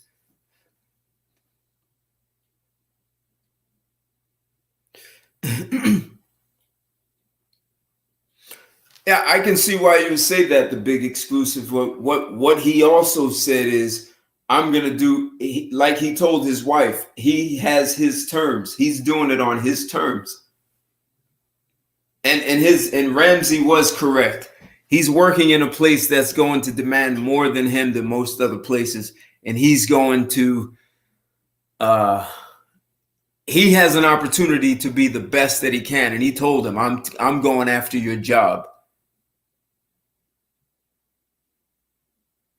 I don't know if that's a real man, because as what he did, it says, I even want the right to punch you in your jaw. I'm working here on my terms. I have a blank check for an expense account. I doubled my income. And I'm working on my terms, and I will fuck you up. I will get in your face. I will challenge you. I will push you. I will push you out of the company if I want.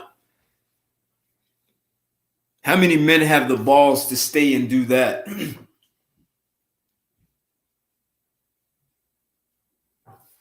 Yes, he could have quit and walked away. But he's going to work on his own terms. How many people get to work on their own terms? And Ramsey already knows he's a high performer. So Staples is going to show him. And what's his name? Staples has a wife who is going to support his ass.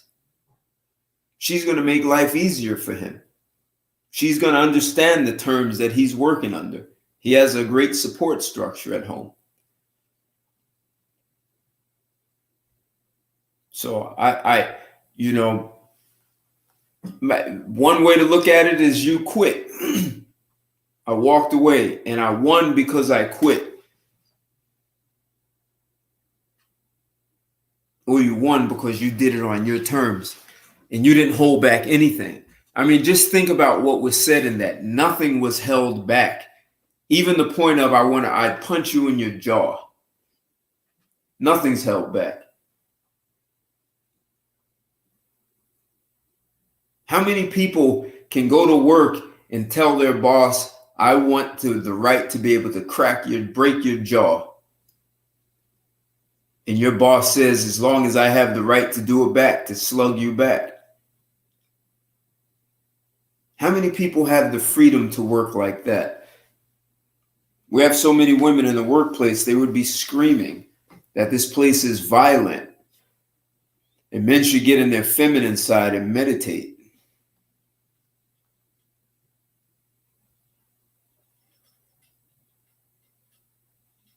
So guys, I showed you that because this is the kind of, you look at sports, and it's okay for men to be like that in boxing and football and hockey and in the military. And business was really created to simulate sports in the military. You have strategy, you have competition, you have roles. Everyone plays a role and they stay at their post. You have high performers.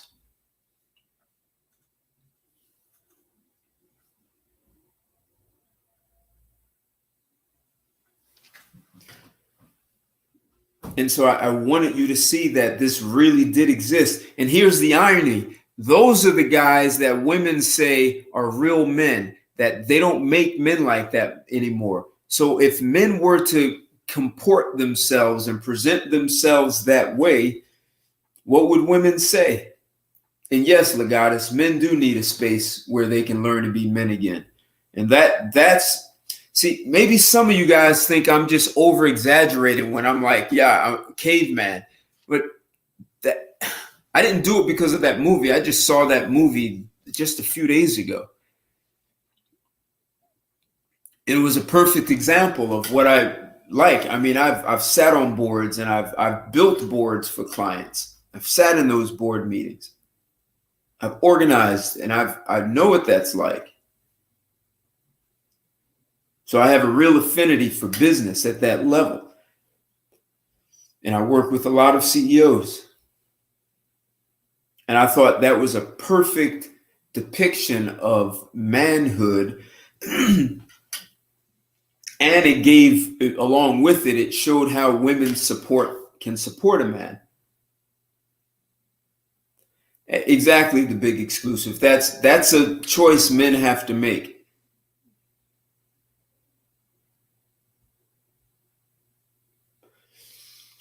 And maybe the companies like that don't exist is because women have demanded that men become more feminine.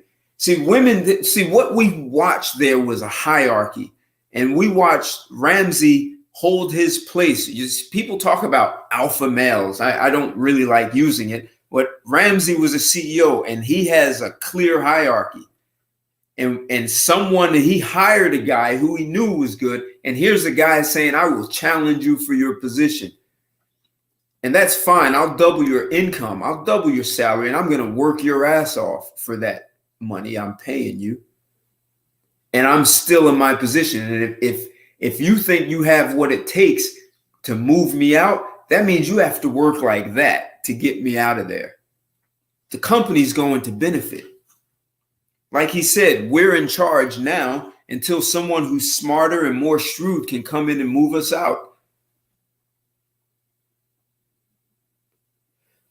And yes, Legatus, if you have somewhere where you can practice being a man, you can transfer that to other areas.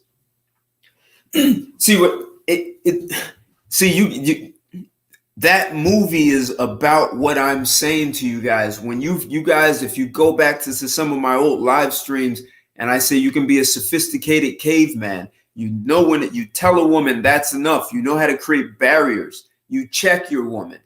That's what I'm talking about. That movie showed it.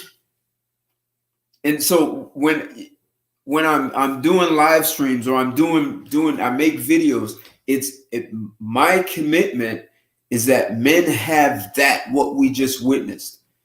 See, a lot of people believe, well, if we can point out all the things women do wrong and they're going to change automatically, they're not. The only reason women have gotten out of control is because men stopped being the way they used to be. I mean, just think about it. Men came home after World War II. They saved the world from Hitler. They were heroes all over the world. And what did their wives do? Gave them whatever you wanted. They saved the world. And so now women condemn them and say they were these docile sheep who said nothing. And that's a lie. It's just propaganda. See, if men hold that kind of firmness, women will respect it. The ones who don't respect it, you let them walk. Women will fall in line if men will actually hold the boundaries for them.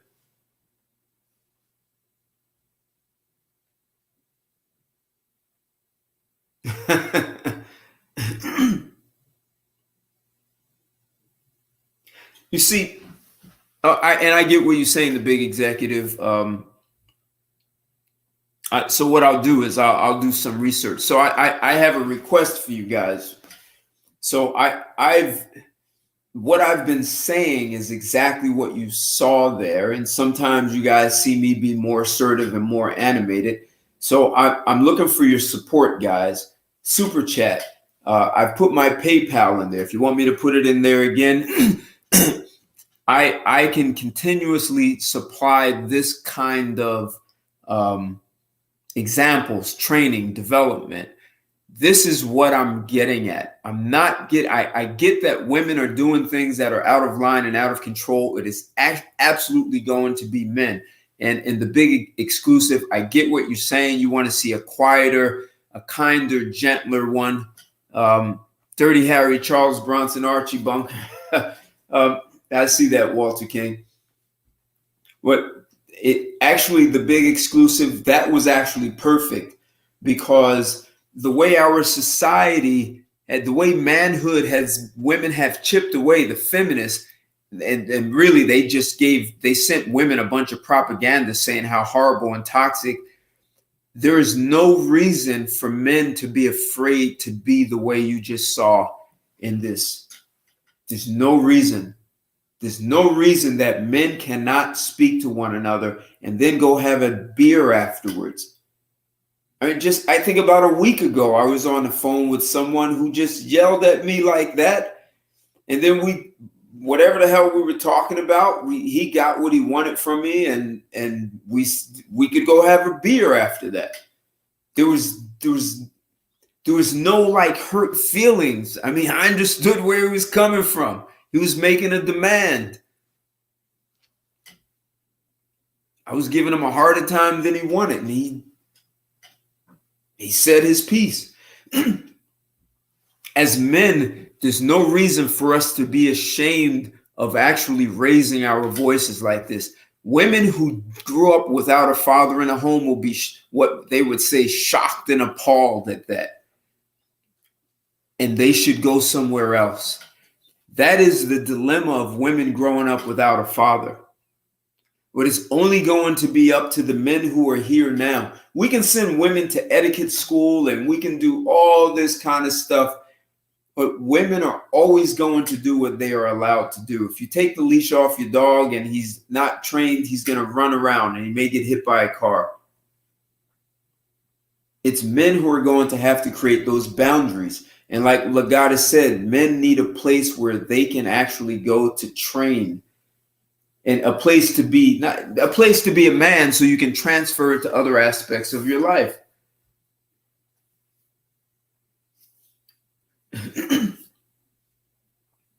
It's right, Legatus. You as a man, you need to be able to say, "Hey, that's enough." I'm taking the final word on that. If you don't like that, and what is a woman going to do? What? She's gonna punch you, break your jaw? Does she really want to go down that path? Women really don't want that. If all the constraints was lifted, and look, 40% of domestic violence calls is for women. 70% of domestic violence is initiated by women. 70%. Men need to draw lines and not be afraid to raise their voice, whether it's with one another and it not turn into a fight or a shooting match. But some of these guys who are just raised by women don't really understand what you witnessed here. I've had my brother yell at me before. He got upset. And, okay.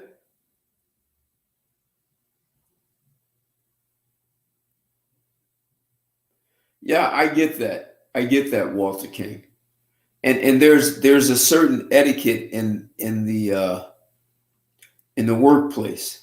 If you are not the top dog in the company. See, and that comes with a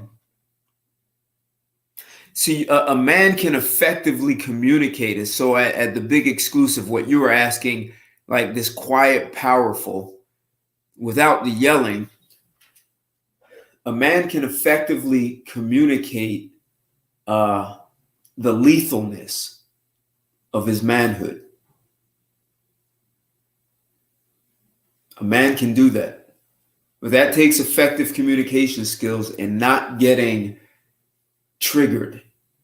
And usually when people get triggered, there's some feeling associated with that trigger, like the incident is reminding them of something, and it's really like you get sucked into some event that happened in the past and you're triggered by something.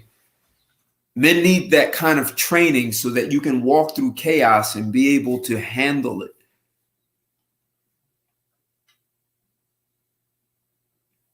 Yes, it is still possible.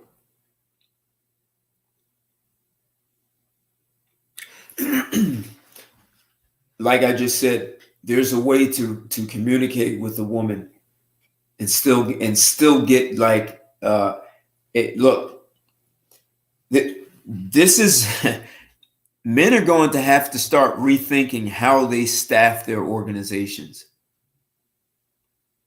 Yeah, Legatus, exactly. Be less explosive. Women have wanted to invade men's spaces. When women create all female spaces, let me tell you, they talk about sex openly, blatantly, and explicitly. Like they talk about penis size and how it felt. They talk about when it's all women. And women can't work together. They get catty, they argue, they can't work anymore. Like what we just witnessed there is they still were able to work and get the job done.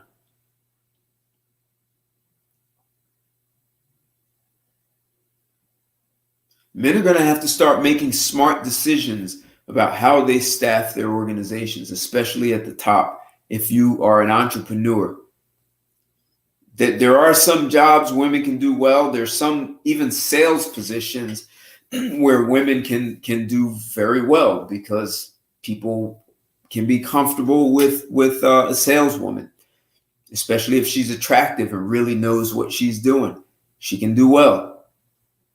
But there are some other jobs where, whether it's assembly line, where it's little small pieces and it requires smaller hands, there just are some places, there are places for women. But they don't belong everywhere. Sorry. Because women don't want to work at that level. And the women who are working at that level, a lot of these women have started doing heroin because they are not able to deal with that. So maybe men are being like Ramsey and pushing women out.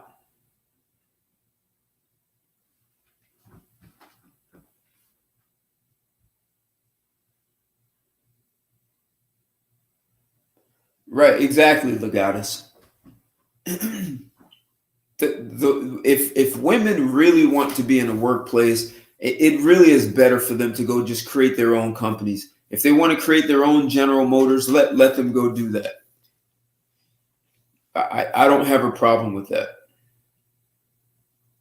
But men are going to have to start pushing women out because it's unhealthy for us to be less than who we are, and we are men. Whether it's yelling, whether it's asserting yourself, we need a space to be men, and we've had to keep this locked up and bottled inside. You guys think I'm joking when I'm, talking about being a caveman, me man, you woman. I'm really not. And I really, honestly, truly do engage women that way. I really do. I really tell women, me man, you woman, me man, you woman. I really do say that. And if they have a problem with that, they should go somewhere else.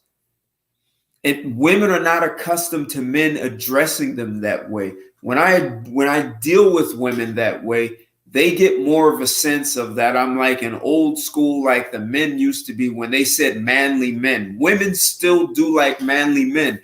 The feminists trick them into wanting more passive feminine men, and women resent you for that. That's the thing that you guys have to get. Women resent you for being less than a man. They resent you for not checking them. They may be upset for you checking them, but I'm telling you, if you check them enough times, they eventually understand the words to the song, or you just get rid of them.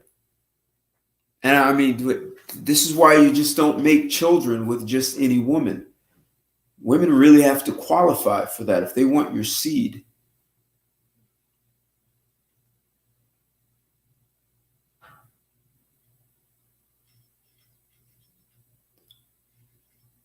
Yeah, that, hey, the big exclusive, that is a challenge, right? So there are men, hell, there may be some men right now watching this and think I'm an exaggeration of a man, and they may have a bunch of trash to talk because of the movie I just showed. And they do exist. I've heard words like they call them mangina. So maybe their mothers still have their balls at home. They never got their balls back from their mother. It's not even that their wife has their balls, their mother has their balls. And if you have them in a workplace, there's a way to address those guys and check them without yelling at them. You tell them what's acceptable. I won't tolerate this kind of behavior. I won't tolerate this kind of interference. I was not talking to you. I understand your concern. If she's ever threatened or in trouble, and you think if she's really in trouble and being physically hurt, I got it. But otherwise, this is not your concern. We're adults and we can handle it. You can check these guys. You tell them we are adults and we are more than capable of handling our communication. And besides, you're coming in the middle and not fully understanding what's going on. You actually can make things worse. Tell them they can make things worse by doing that. But if we're going to work here as people, we need to be able to openly and honestly express things. What's the sense of us having a competitive organization if we can't talk about what's really going on? These are ways to talk to someone without threatening them, but still giving them a place, is still putting them in their place and checking them and giving them logic.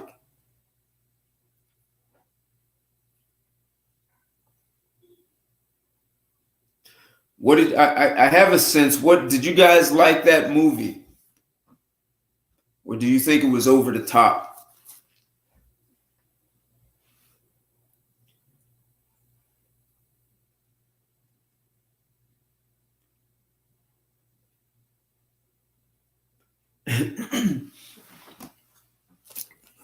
Did you like the movie, or was it over the top? Even if you didn't see the whole thing.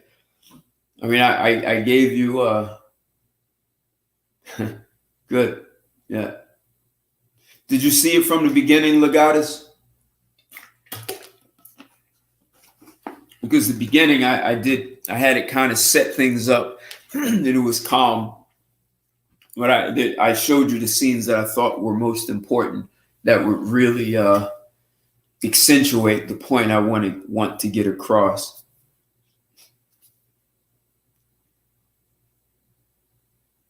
Okay. Well, you still had appreciation for it. Good. Okay. Look, guys, any support you guys give me through Cash App, through Super Chat would be greatly appreciated. My commitment is to really get this across. Maybe me just talking about being a caveman, I know you guys understood it, but perhaps that was kind of abstract. So I gave it life by giving a movie, but I'll look for some other movies where you have that. And interesting, there was no violence in the movie.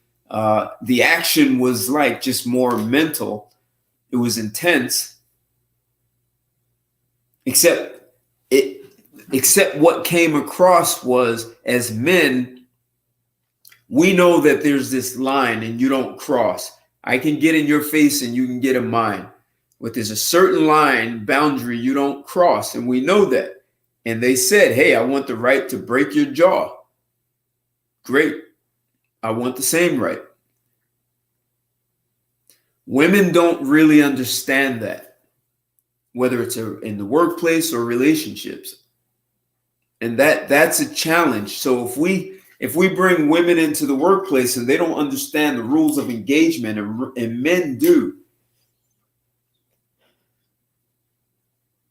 and this is why it's even more important for as men to make sure you're in the lives of your children. So your daughters need to see boundaries set by a father. You can't just tell her she's a princess and can do no wrong. You have to check your daughters and help them understand consequences, because that's in their best interest. Because when they meet a guy who really is about something, he will not be afraid to put her in check. Women get more emotional. They get out of control.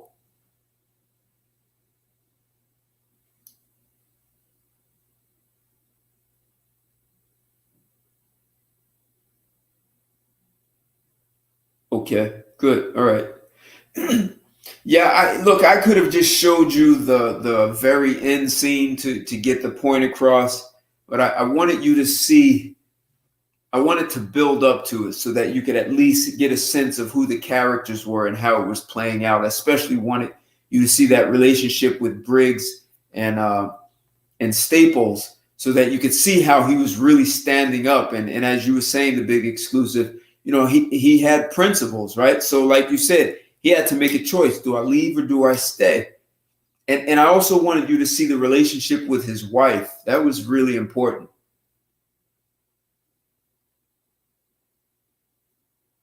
Hey, Walter King, I wonder, like, women have been fighting more lately, even girls. Women have gotten out of control. There's a lot of emotional instability. And the worst part of that is when they project that emotional instability on their young children. You know, women talk about how they are not protected. It's the children who are not protected against their emotional rants and rage. And there are a lot of men who feel like they have no right to say anything when women misbehave. And you really do. And that's part of what I wanted to get across in that movie, that as men, you have rights to stand up and put women in check. And you have rights to express yourself as a man, whether it's yelling or it's not. And I understand today's workplace, listen, as you know, you can calmly sit in your chair and you can be leaning back. And when you really want to accentuate a point, you can lean in and quietly and firmly say, hey, this isn't working and it's unacceptable. And let me tell you why.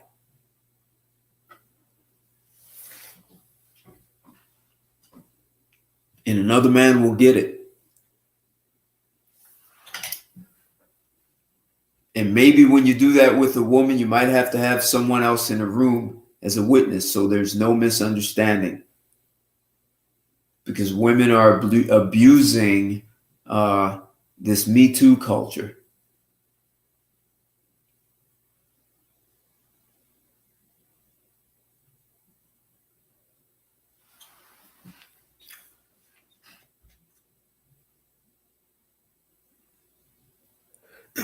Hey, yeah, thanks, the big exclusive. I think not only are they not recommending it, I think they're unsubscribing people from my channel too. So make sure you subscribe to my channel so you get notification. Hit the bell. They've been unsubscribing people, not just for me. I hear a lot of content makers saying the same thing.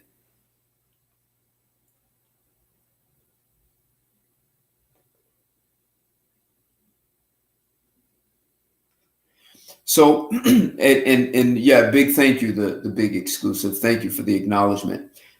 So, look, there are times where I'll talk about the things that women do that are out of line, but really my stand is for men. My stand is for men being leaders. My stand is for being a leader's leader and supporting men and developing their own power and their own leadership, their own manhood. No one has a right to tell you what manhood is. It's something that you create and invent, and you have the right to express it any way you choose. I use things like caveman because it's like release the Kraken. You know, it's that kind of thing. You have the right to release that. Men have a right to release that animalistic side of us. We get to do it if we play sports.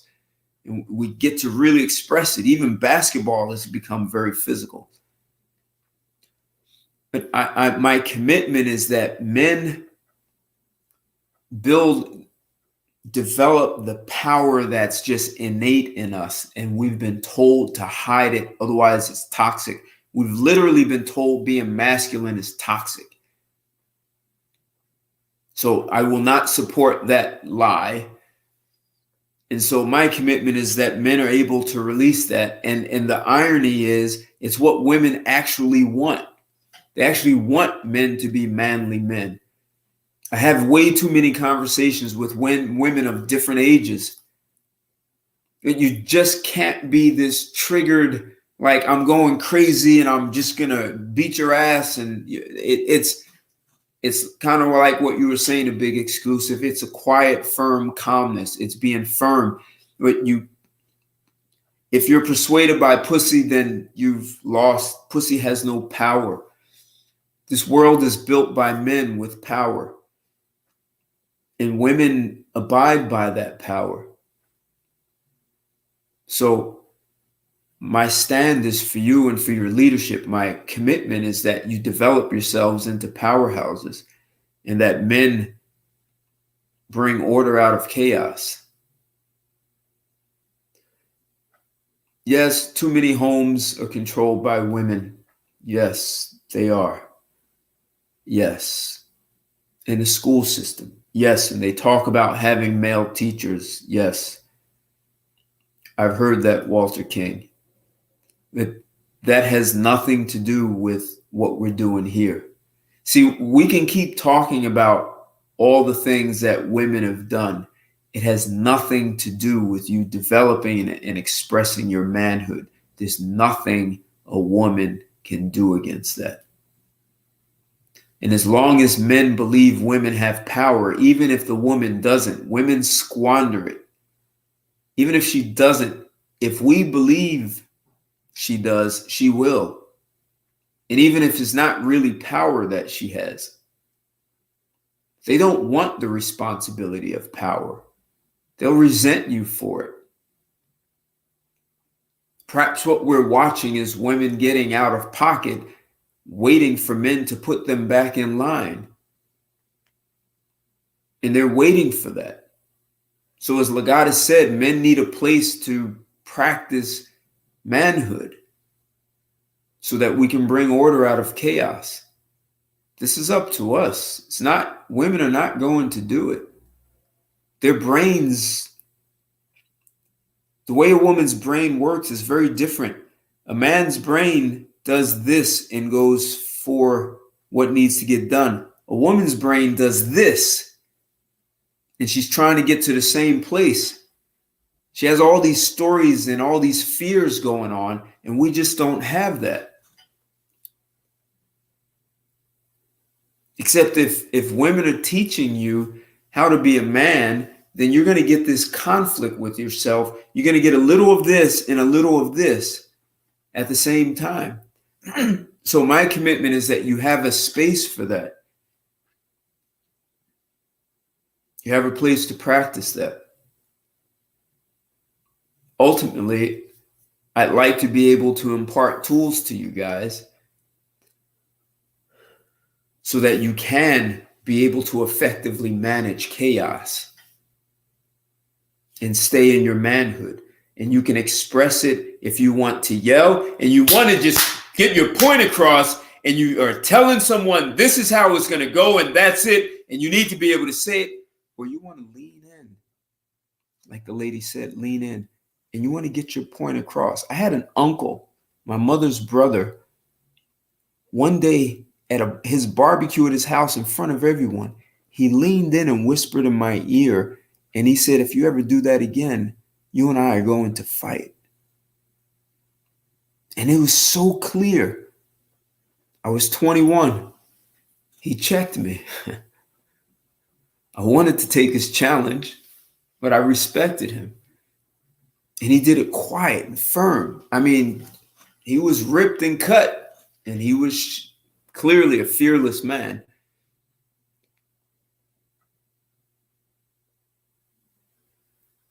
You need to be able to know when to express yourself, when to draw lines, how to put boundaries in place and stand by them.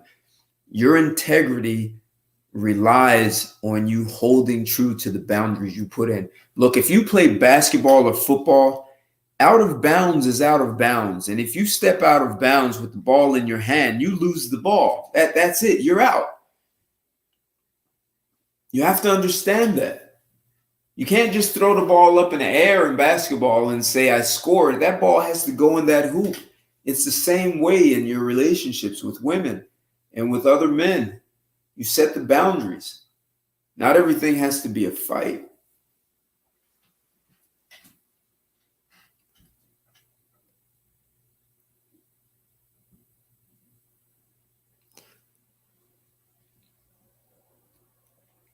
Hey, and big exclusive. That's so I never say women are masculine or have a masculine side. That's a ridiculous statement. When a woman thinks that she's emulating and imitating a man, to me, that's no different than a woman getting on all fours and barking like a dog. I still know that's a woman. She does not look like a dog. She doesn't sound like one, and she doesn't act like one. And I know she's a woman on all fours barking. And if men treated women like that you just look like a ridiculous woman on all fours barking because you're not a dog and you're not a man and pretending to be either one, you get no respect. Zero. Good, Walter King. I want you to see the light because you've got a lot of power. Every man has this power just waiting to get out.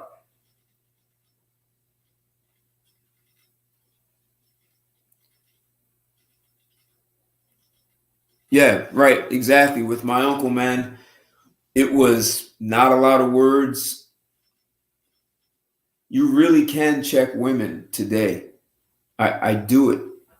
I do it all the time. I really do. You really see, we've been told, man, I'm telling you, you guys have this intelligence that you're not putting to full use.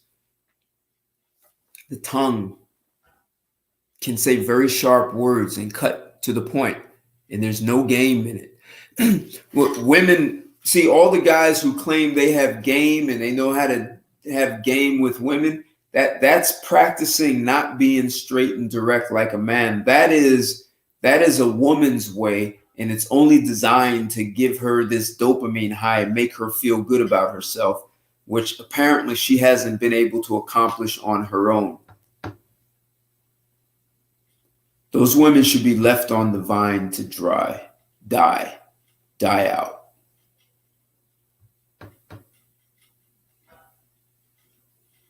See, the more you practice being less than who you are, the less likely you are ever going to be who you are.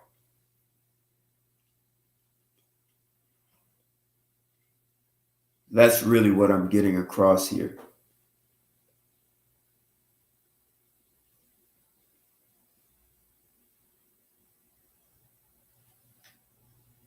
But there are tools that men can use to support keeping them focused, effective communication, keep you, aside from being focused, keeping you on track, right? So on track as opposed to being derailed by triggers. When you can manage those triggers when they don't, because most of us, we're never given the tools to manage those triggers. So we're going this way and a trigger just pulls us like the ball in a pinball machine. When you develop those tools, those triggers can happen and not pull you away. And what you will find over time, you're no longer triggered by things that used to trigger you. And it's almost, I'm going to say it wrong, but it's almost like you have a Teflon back and it just slides off your back and you only want to deal with what you're there to deal with.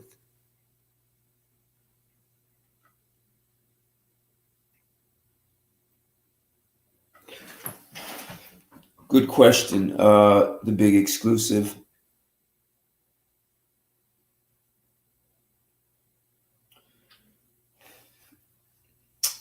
I have a video.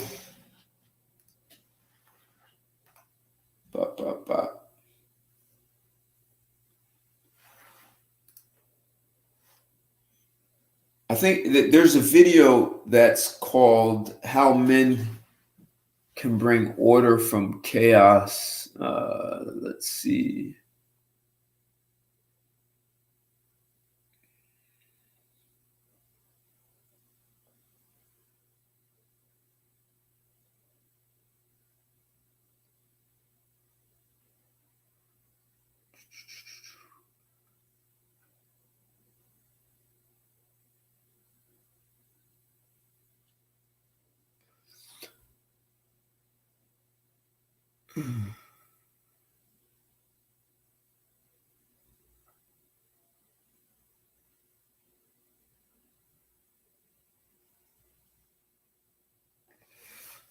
I do have a video about bringing order back into society.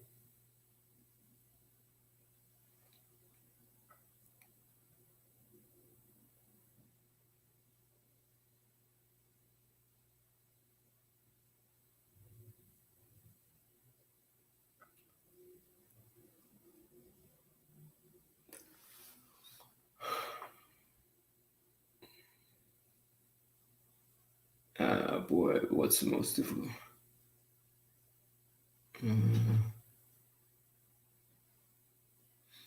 I'm not Walter King. I'm not sure about your question about which video.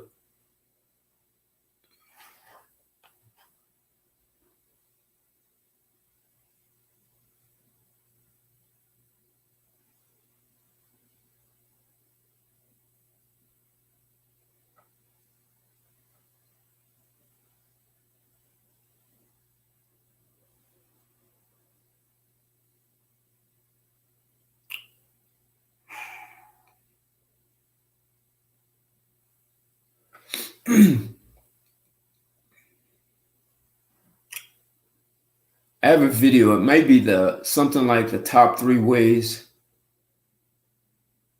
for men to bring order back out of chaos.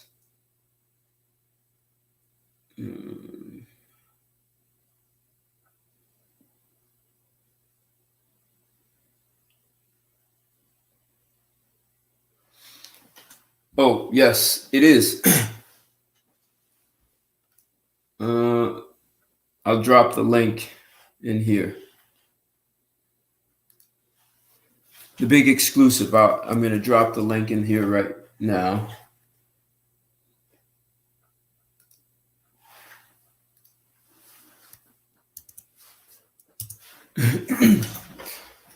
That video right there, the big exclusive.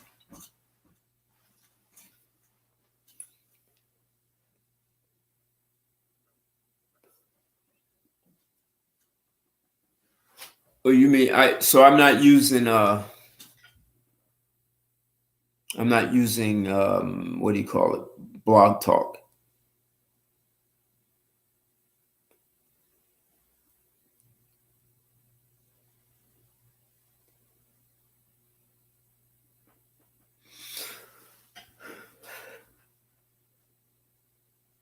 You're welcome.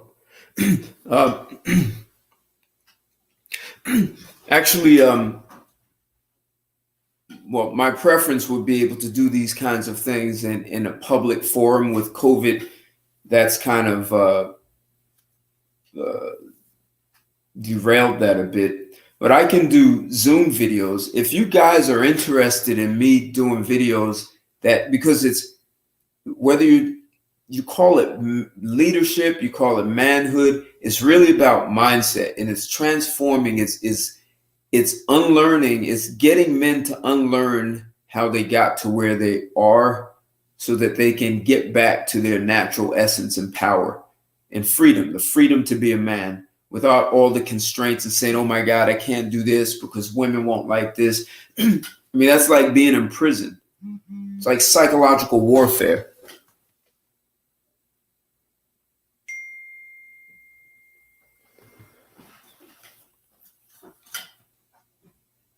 So I'd be very interested in doing Zoom workshops and having some regularity where you can build on top of them. So I impart tools and you develop in those and you go up levels, right? So you'd have to at least come in at a base level and get the base tools and then be able to build up on top of that. And doing it over time allows men a place to practice it, because a lot of times we misinterpret what's being said based on things we already know, and it creates confusion. But keeping constant interaction and doing it with a group of men, and the men being able to support one another, also building camaraderie where these men can possibly even network and collaborate on things. So I'd be very interested in doing that, the big exclusive. If you and other men are interested in that, I can coordinate that in the very, very near future to do that. And we can just do it all through Zoom. And I'll do a video, but I'll also use the Zoom whiteboard, because there are a lot of tools that I would have to map out and strategies so I can give life to this. I may or may not use movies like that, but it's really engaging you in conversations that ultimately disrupt your existing thought patterns so that you can develop new ones.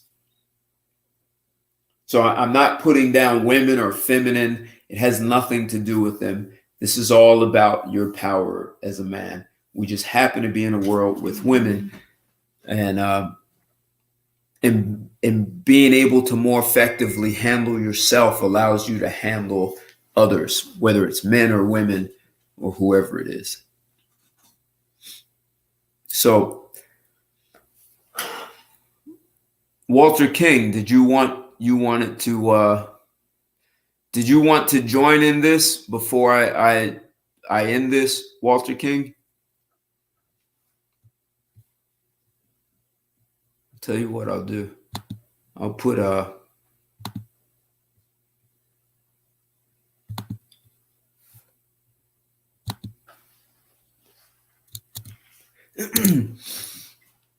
hey, Walter, if you want to come in, you can.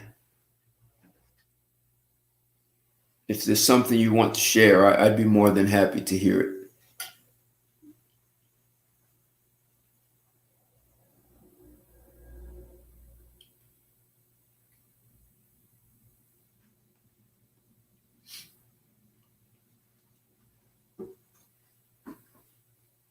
Yeah, and the big exclusive, I'd love to hear, after you watch that video, I'd love to hear your thoughts on that, feedback, comment on that.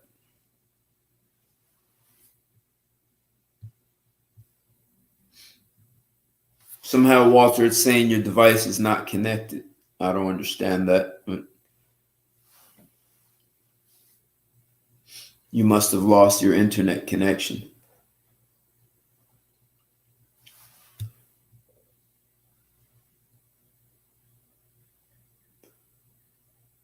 Or your mic needs to, and your cam needs to be connected. I can't bring you in, Walter. Your mic and cam needs to be connected.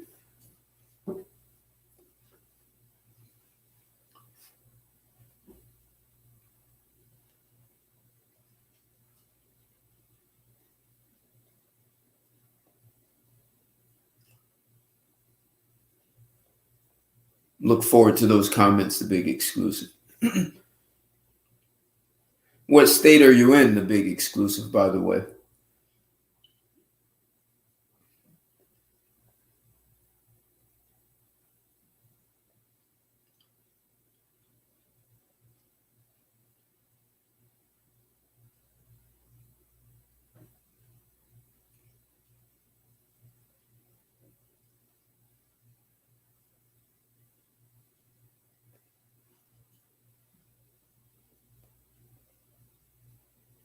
Really?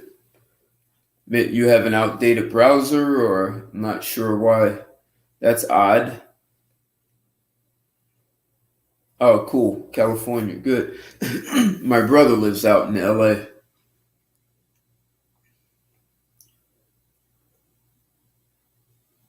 I've been in California a few times.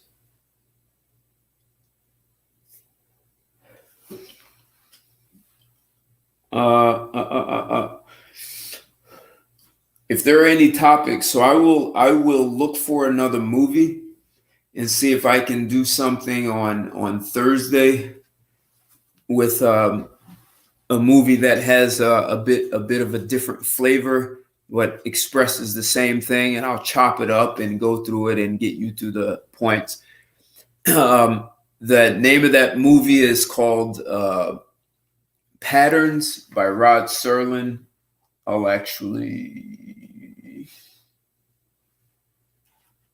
if anyone wants to watch the entire movie, it's worth it.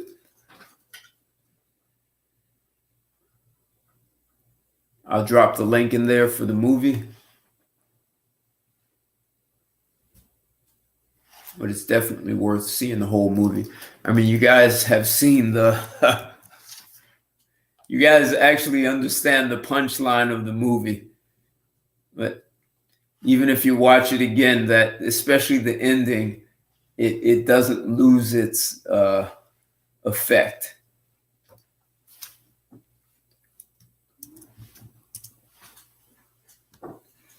Hey SW, what's going on? What's going on, Samuel? You're coming late to the game, man. I'm closing out. So for any of you who are interested in seeing the movie called Patterns, I just dropped the link in the chat. And yeah, sorry you missed out. You missed out on a good one. I showed some clips from a movie. I'll keep this in here for 2 days, and I most likely will put it over in Patreon. But so I highly recommend you watch it, SW. It's worth it to watch the whole thing to get it, and the comments are really good also. So guys, share this video. So I think everyone if nothing else, I'm going to assume that you guys are walking away with there really is a need for men to have a space to develop masculinity, a place for men to practice that, because we've been condemned for being masculine. And the irony is women they really want that manly man anyway. There's just no way around that. So for all the men, who will get value from this, share it in your groups. Share this video so that men can have a different sense of freedom around manhood. And I think maybe I gave some insights or some tips that could help even in the workplace.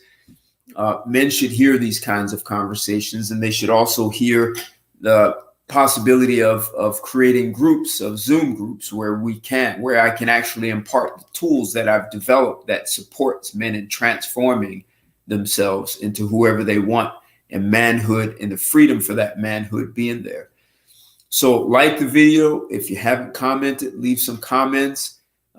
If you have not subscribed to my channel, click the bell and subscribe to it. I have a lot more stuff on Patreon that's never been on YouTube. So check me out on YouTube. Your support is appreciated. I have my Cash App, PayPal, and you have the Super Chat. And guys, always love your support.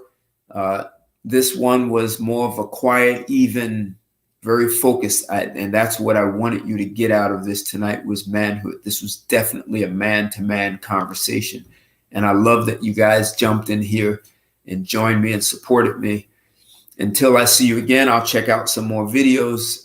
Some more movies, and see if I can help get the same point across.